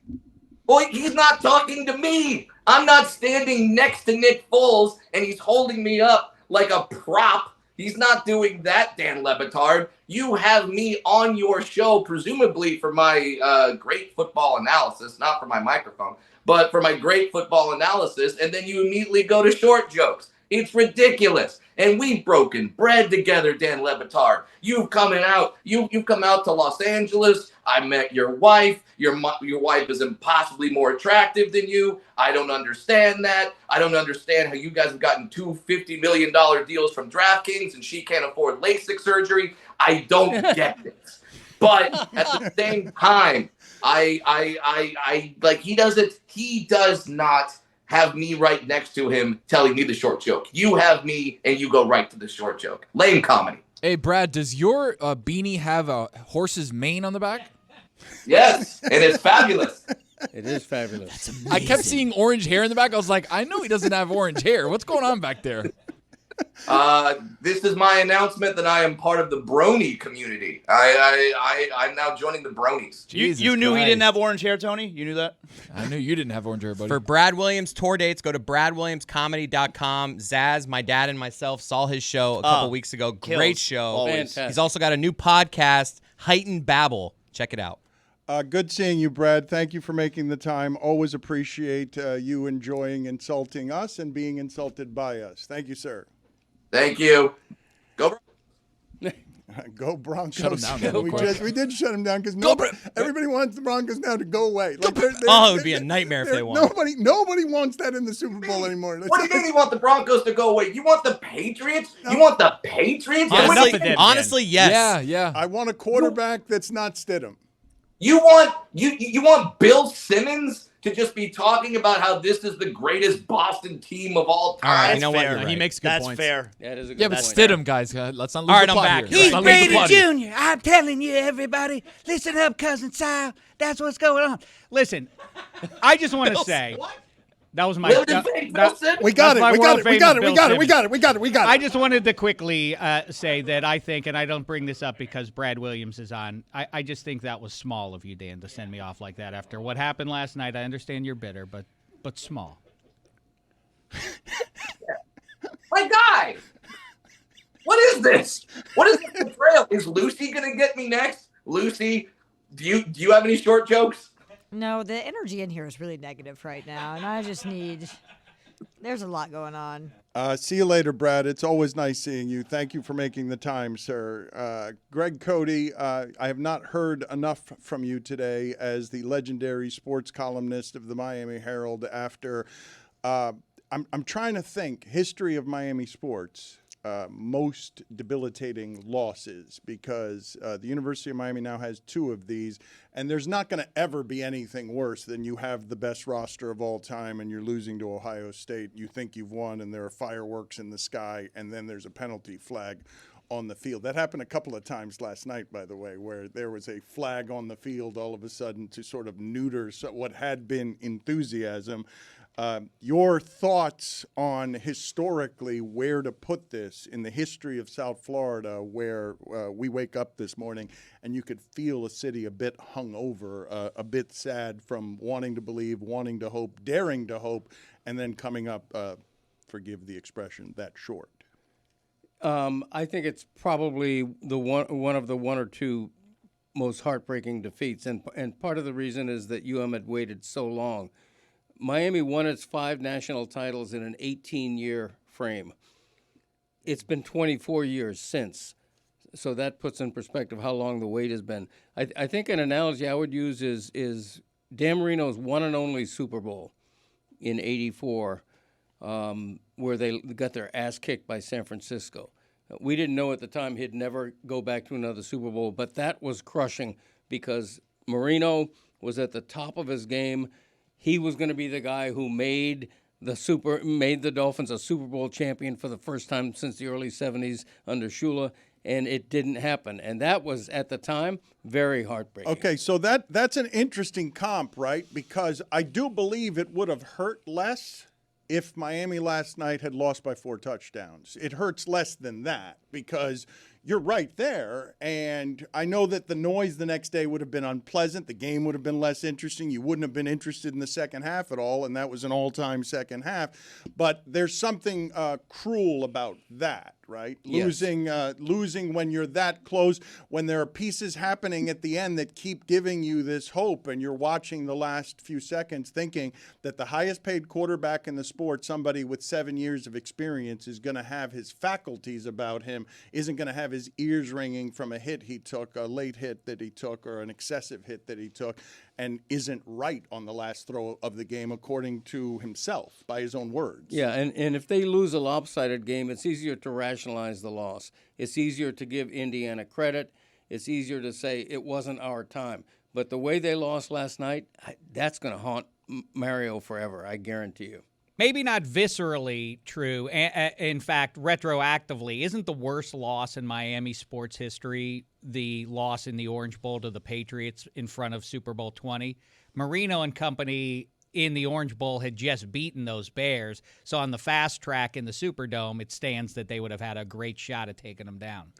But it wasn't for the championship. It wasn't for everything with a minute left. Like, I'm really having a hard time outside of the Ohio State Fiesta Bowl, which obviously, if you've got fire, oh, that's a good one. Like that was in the now, granted, first round. It's first round, but it's your number one it's seed. your rival. You know the team's going to be broken up. That the ball bouncing on the rim. There's a certain cruelty to the heartbreak by being that close. And there were so many plays yesterday that the result is an inch, right? A back shoulder throw that's just in bounds. A couple of 3rd and 1s. Malachi Toney, before the blocked punt, he got to 4th and 1. He needed another yard to make that not a block punt. There were 7 things in that game last night. If they go a different way, we're having a different conversation today. And all the things worked out for Indiana, and that's been their forte all season, which is why they had one of the greatest seasons of all time. I would say, like, greatest.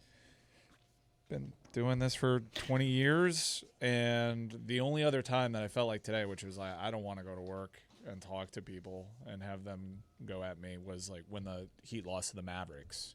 JJ Barea and them boys. Because we were so, like... It was us against the world. Yeah, we were the Heat show there. But they were never really in that game 6. You never felt it that night, you know. I mean, but in the series, though. D-Wade had that shot go off the back iron there, and we blew Game 5. Like, they were shadow boxing, and just like it was a shell-shocking experience, and it was super embarrassing. This wasn't so embarrassing because Miami had a great season. It wasn't embarrassing at all. No, but it still stings. Yeah, I don't want to be here. It can sting, though, but I think I have it right when I say there's zero shame in it. I don't even know if today there is anywhere that I could tune in, even into the most negative parts of Miami, and hear people that we need to blame in situations that feel helpless, that hurt. There's usually just a great need to blame. I don't think you can fairly blame much of anything that the Hurricanes did last night. You're quibbling with hair splitting. Like, there's no shame in losing to that team that way. I mean, we gave up a punt block for a touchdown when the opposing team was in safe coverage. Okay, they but weren't going for a block. And they had a false start on 2nd and 1 when they could have won the game by quarterback sneaking it, won the season. Yeah, but we lost by 6, and that was 7. I think it would be cruel, literally cruel, to blame the Hurricanes as the main emotion coming out of this, to blame Carson Beck even. I think they had a great season, and I think that should be prioritized. If I were a Canes fan right now, I would feel really good. I would feel a trust in Mario Cristobal to work the portal again, and I would feel like the U was back. You know, you don't have to win everything to be back. If you get to the college football playoff for the first time and you plow through 3 good teams to reach the championship Cristobal game, fixed it. He fixed it. It's the second worst loss in Canes football history. It's not going to top the Fiesta Bowl in 2002. It's the second worst Canes loss in their football program's history. It's worse than any loss from the Marlins. Worse than George Teague? Well, that's the other one that I would throw up there. But yeah, I What I about think this Vinny was versus worse. Penn State? That I was would think bad, that too. would be That one one's or a two. good one. In the fatigue. Yeah, that's a good. See, that one's an excellent one. That one's excellent for all the same reasons, except for in that game, everyone knew Miami was better. Jimmy Johnson knew Miami was better. Jimmy Johnson still haunted by that game because he wouldn't stop throwing the football, and it was his fault. That's why you're sick. But that's why you're sick about it. When you're supposed to win and you don't, that to me seems like it would hurt. That's much a good worse. one. Yeah, it's worse than any Marlins loss. It's worse than any Panthers loss. I think it's worse than any Dolphins loss. I do. The Heat have a couple that you throw in that range too. So it ranks pretty high among our sports history. Is it worse than the Dolphins losing to Kellen Winslow Sr.'s Chargers? Was that divisional round? In the Orange Bowl when they convert the hook and lateral, and like Kellen Winslow blocks a field goal. Is it worse than? Do you remember? We're going back a ways here. Yeah, I was there. Yep. Is it worse than that? I don't think it is, because that's not a championship game. See, I put the stakes of last night in a whole different category. That's why a first-round Heat playoff loss that you alluded to earlier, I don't put in that category. Last night was for everything. Last night was for history.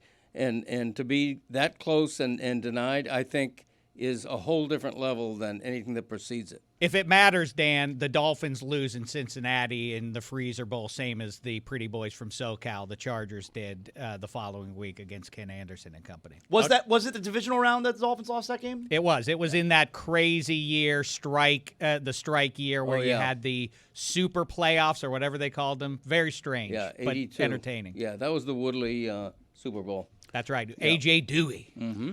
Time now for Amin's weekend observations. It is time for Amin to share his game notes. No one in the media will tell you what happened better than my boy. Amin. Weekend Observations is brought to you by Miller Lite. Legendary moments start with a light. Weekend Observations is also brought to you by letting Amin know that Weekend Observations will be moved to another day the morning of. Got up early on the rare day off because my kids didn't have school, only to find out about 20 minutes before, hey, by the way, we're punting it. Thanks a lot, guys. Shout out to the busy Lord's show time yesterday. Hard times, Daddy. I know. Yeah. Who could have predicted it would be a busy show yesterday? I wonder if we could have saw this coming from, maybe more than 20 minutes before I was supposed to go on. Do you have the right microphone selected? I don't know. Happy MLK Day. Happy MLK Day indeed. Now Jeremy's got me in my feelings. Is my microphone selected? You sound better right now. You sound a little bit better. Not much. Dave, we'll have to come back on this All right, super here we go. playoffs. Oh, that's much better. That's much so better. clean. Dan, full disclosure, I watched nothing but NBA basketball all night until halftime of Heat versus Warriors. Then I flipped on the Canes game just in time to see the game-sealing drive. Chris Cody, how close were we to the prophecy? Dude. Canes down 6, marching down the field with less than a minute to go. I sat there saying, holy shit, it's going to happen. They're going to score to tie the game, and Mario's going to go for 2.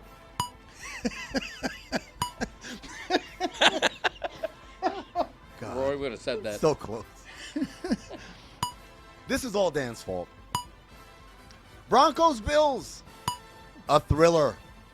How about that Mims Jr. catch? You guys didn't even talk about that yesterday. Now he knows what housewives and girlfriends all over the world feel when they roll over and get poked in the back. Mims, this is why I'm hot. Hey. Zaz looks like a line cook at a Waffle House in the Redlands. That joke was from yesterday. That's pretty Bandana. good. That's great. Amin's been down to the Redlands? Yeah, the Redlands. Yeah. Specific kind of Waffle House. You don't get this in Metro Miami. Josh Allen, channeling his inner Patrick Mahomes with that scoop throw under pressure. Now all he needs is an annoying wife and an even more annoying brother, and he will have come for all of Mahomes' stuff. Well, that in a Super Bowl, I guess. Nothing says NFL playoffs like Jason Statham. Stidham. No, Jason Statham. I don't know if you saw the Jared. The intros. Jason Statham was doing Oh, my intros bad. for- I'm sorry. Beekeeper. James Mulvaney. Thank My you. bad. Missed connection. You were the guy in all white who locked eyes with me. I was Carson Beck with 44 seconds to go. Niners should have forfeited immediately after the Shaheed kickoff return for a touchdown. Wasted everybody's time. Congrats to the NFL in coming out and taking a stance for genocide. Eagerly awaiting their Pay the Teachers Even Less campaign. You guys see that? They fined my boy because he had Stop Genocide on his face. That's a finable offense. Stopping genocide. Personal message. Dave Damashek was born to be a Muppet. AFCON is over. What in hell? What the hell? What the hell just happened here? My What point gives? exactly. Tell me he's not a Muppet. The way he talks, the way he moves around, the voice. Well, what's going on here? Let me see your ass. I get on an airplane and fly across this country to have a nice conversation with people who I thought were enjoyable, and now this. Hey, Lucy. AFCON is over. Gonna miss my dad screaming at people to pass the ball. Congrats to Senegal. Big time win on hostile ground. I don't know if you guys saw this. A lot of shenanigans going on in Morocco. Sadio Mane. Class act. R.I.P. to Danny Benavente. Very funny local comedian who passed away recently. You will be missed. Actor, activist, filmmaker Jesse Williams has a new documentary on Hulu about how Dr. Martin Luther King was an avid basketball player. He's out there getting buckets with a shirt and tie on, wearing hard bottoms. Now I want AI to simulate a massive one-on-one tournament of historical figures.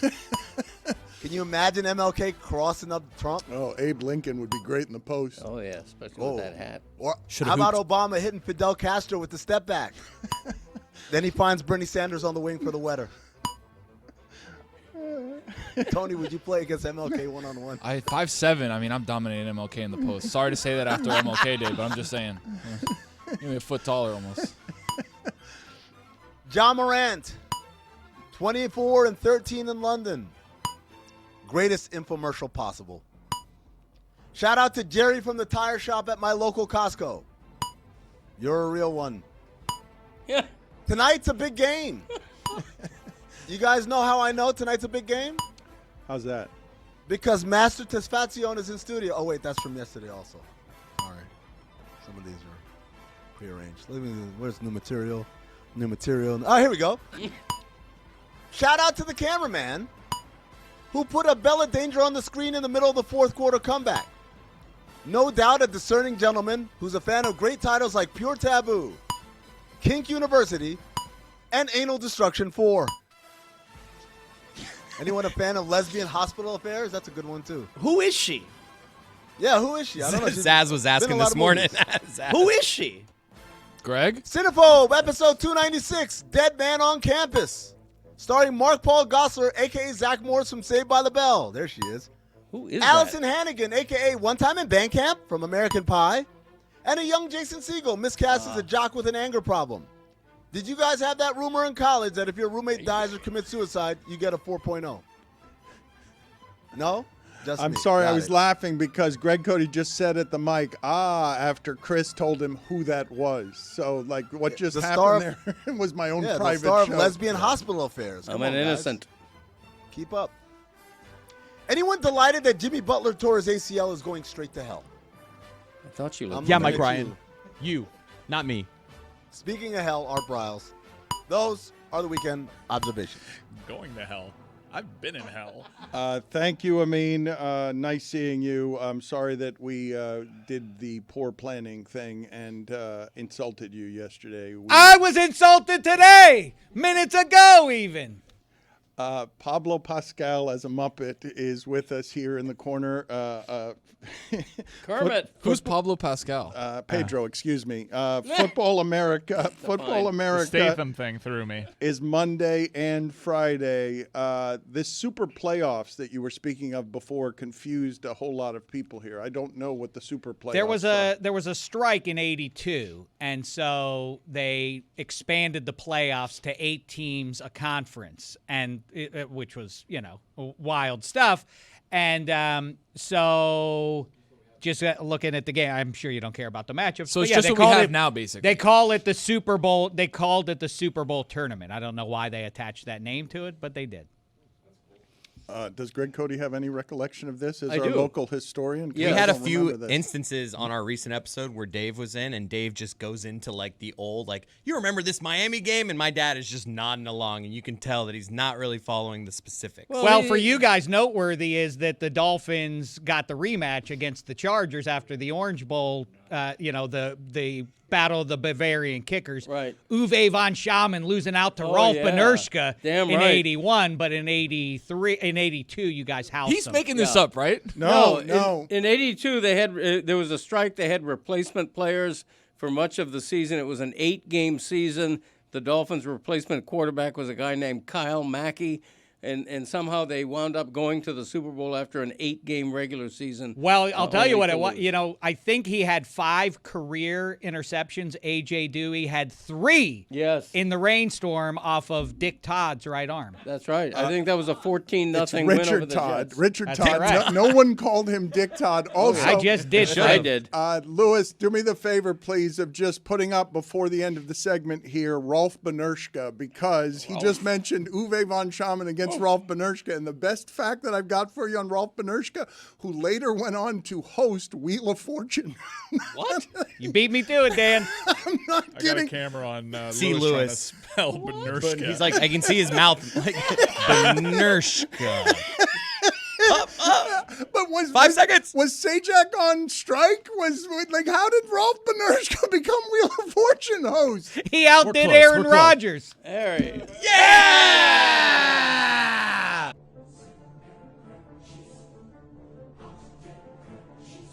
You haven't been tested.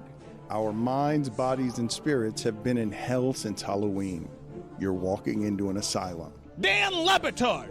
Count me the big game that a Mario Cristobal coach team has not shown up for since he's been at Miami. I double dog dare you. I think they're actually going to be shocked at how not home gamey this is going to feel for Indiana. They thought that they were going to fly into this town because no one on my plane is a Miami fan. It's crazy.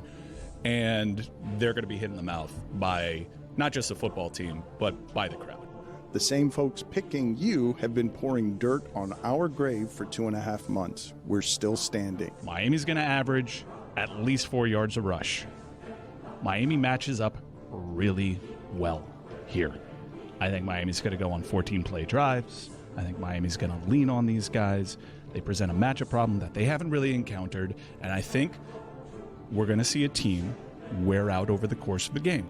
I think styles make fights, and this is a really good matchup, and it's going to be a difficult one for Indiana, I think. I think Indiana's going to know right away they're in for a fight, and I think Miami wins. Go Canes. We're forged in fire and been fighting for our lives longer than you've mattered. See you in a week. Spot the goddamn ball. All right, I stand by it. I will be beating it. The number 6. Go Canes! How do I get put in the parade of gas bags just reading a quote from Mike Ryan? None of those were my words. None of them. You said it. It's unfair. Jeremy, you were secretly delighted last night, weren't you? Secretly? Midway through the second quarter, he's like, I'm going to get going on the montage. Greg, do you have a back in my day? It's Tuesday. No, I just didn't have time. I've been a little busy lately. Can you guys get me as much Rolf Benerschke information as you can here? So again, hold on. Let's rewind this for a second. Who are these people? They're Ralph kickers. Benerschke? It's Uwe von Schamann and Rolf Benerschke. Uwe von Schamann. Dig up a picture of Uwe von Schamann. He was quite a looker. That was a professional athlete. You have to keep in mind as you stare at his bald head. Is it Ralph or Rolf? Rolf. Oh, hell yeah. Rolf Schamann? Rolf. A sweetie Let's pie. go. Can you find out for me why he was hosting Wheel of Fortune? Was Pat Sajak on strike? What was happening that made Rolf Benerschke be the host of Wheel of Fortune for a very brief period of time? It was a very strange thing, and I'd like as much information on this as you guys can get me. Passion project. Is everyone just going to look at me and no one's going to look this up? Because I'm sure it's not that hard to find whatever it is that that Rolf Benerschke. He didn't host for very long. Incidentally here. Is that ROLFF? I think it's just one F. Yeah. I was remiss in not mentioning this yesterday, so forgive me for this. Please. He had ulcerative colitis. Good for him. Inspirational story. Forgive me for not mentioning this yesterday. Stugotz returned to live radio yesterday, 3 to 5 Eastern, Fox Sports Radio on 270 affiliates. You should check out Stugotz and Company. He is building out an empire, and he's going back to his first love. I've expected him here for months. I don't know why he's not here. Hopefully we'll get some clarity on that soon. We do not have clarity. I expected him back this month. Tony, what did you find on Rolf Benerschke? So in 1989, he hosted Wheel of Fortune for a short period while Pat Sajak left to do a version of his own late-night TV show. About 6 months' worth of Wheel of Fortune for Rolf Benerschke. Can you guys imagine that? Like, I don't even know. I really don't know who I can put as a kicker in the modern game with a funnier name as the host, as the random host of Wheel of Fortune. Sebastian Janikowski. Than Rolf Benerschke. Did people know he was a kicker? Like, oh, that guy, I know who he is. No. He's like, who's this guy? No. If you think kickers are not famous now, I had an idea, actually. I didn't pose it yesterday, and I meant to. I really failed in this regard. Xavier Lucas was out for the first half of the game yesterday because of the targeting call in the previous game. And given the general anonymity of football players inside the uniform, I was actually thinking, what if they just put Xavier Lucas in another uniform and didn't you're talking. Didn't tell anybody that it was Xavier Lucas, and everybody like, holy shit, that guy's who is that guy? Just put him in a different uniform that no one has seen play all season and don't tell anybody. Oregon's kicker is named Atticus Sappington. Oh, that name I've heard. That guy's nice. Yep. Sappington, what a name. Atticus. I love that guy. Lucy, the game last night, because one of the things that was most wrong, that we got most wrong around here is wasn't really a home game for Miami in terms of the feeling and the energy of the crowd, right? Yeah, I feel like I said that I thought there would be a lot of Indiana fans. To me, we were up top, so we got to kind of see the overhead. It looked like 60-40.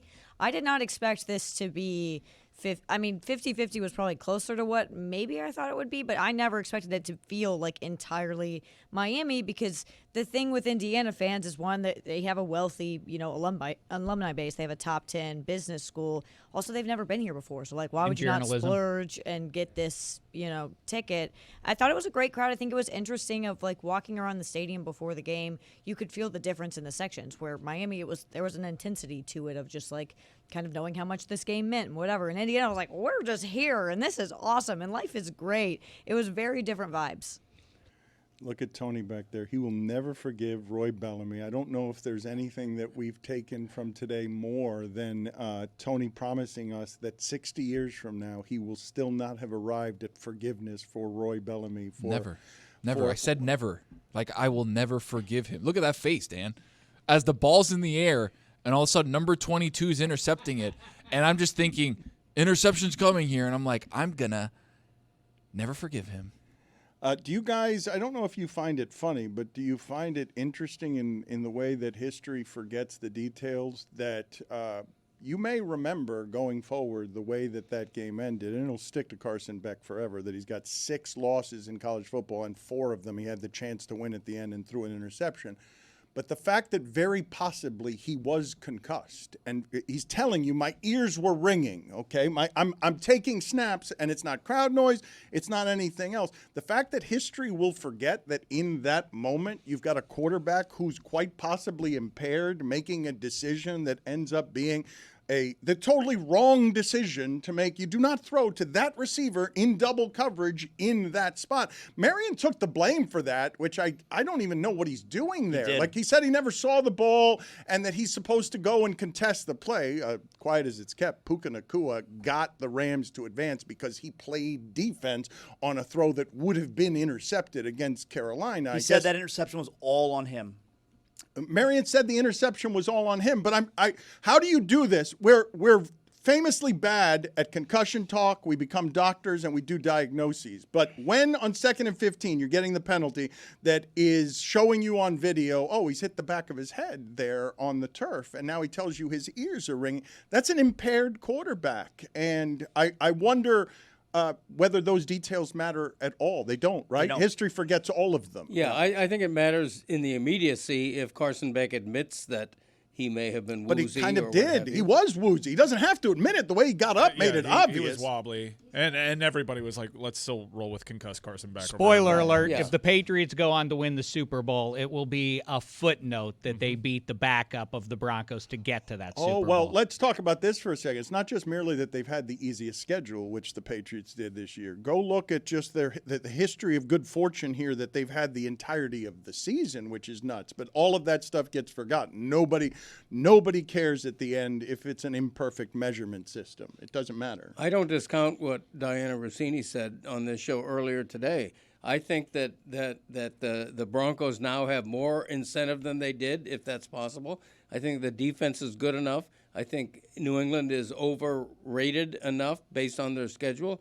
It wouldn't shock me in the least for Denver at home -5 or +5.5 to win that game outright. I'd be pretty surprised. I mean, it would be shocking. It really would. I don't think it would be. It will definitely come up as a factor that I think is one of the most overrated things mentioned in sports, the advantage that Denver teams have at home. Oh, it's the thin air up there. Then why don't they all go undefeated? Why don't they all have remarkable home records? They don't. Spoiler alert once again.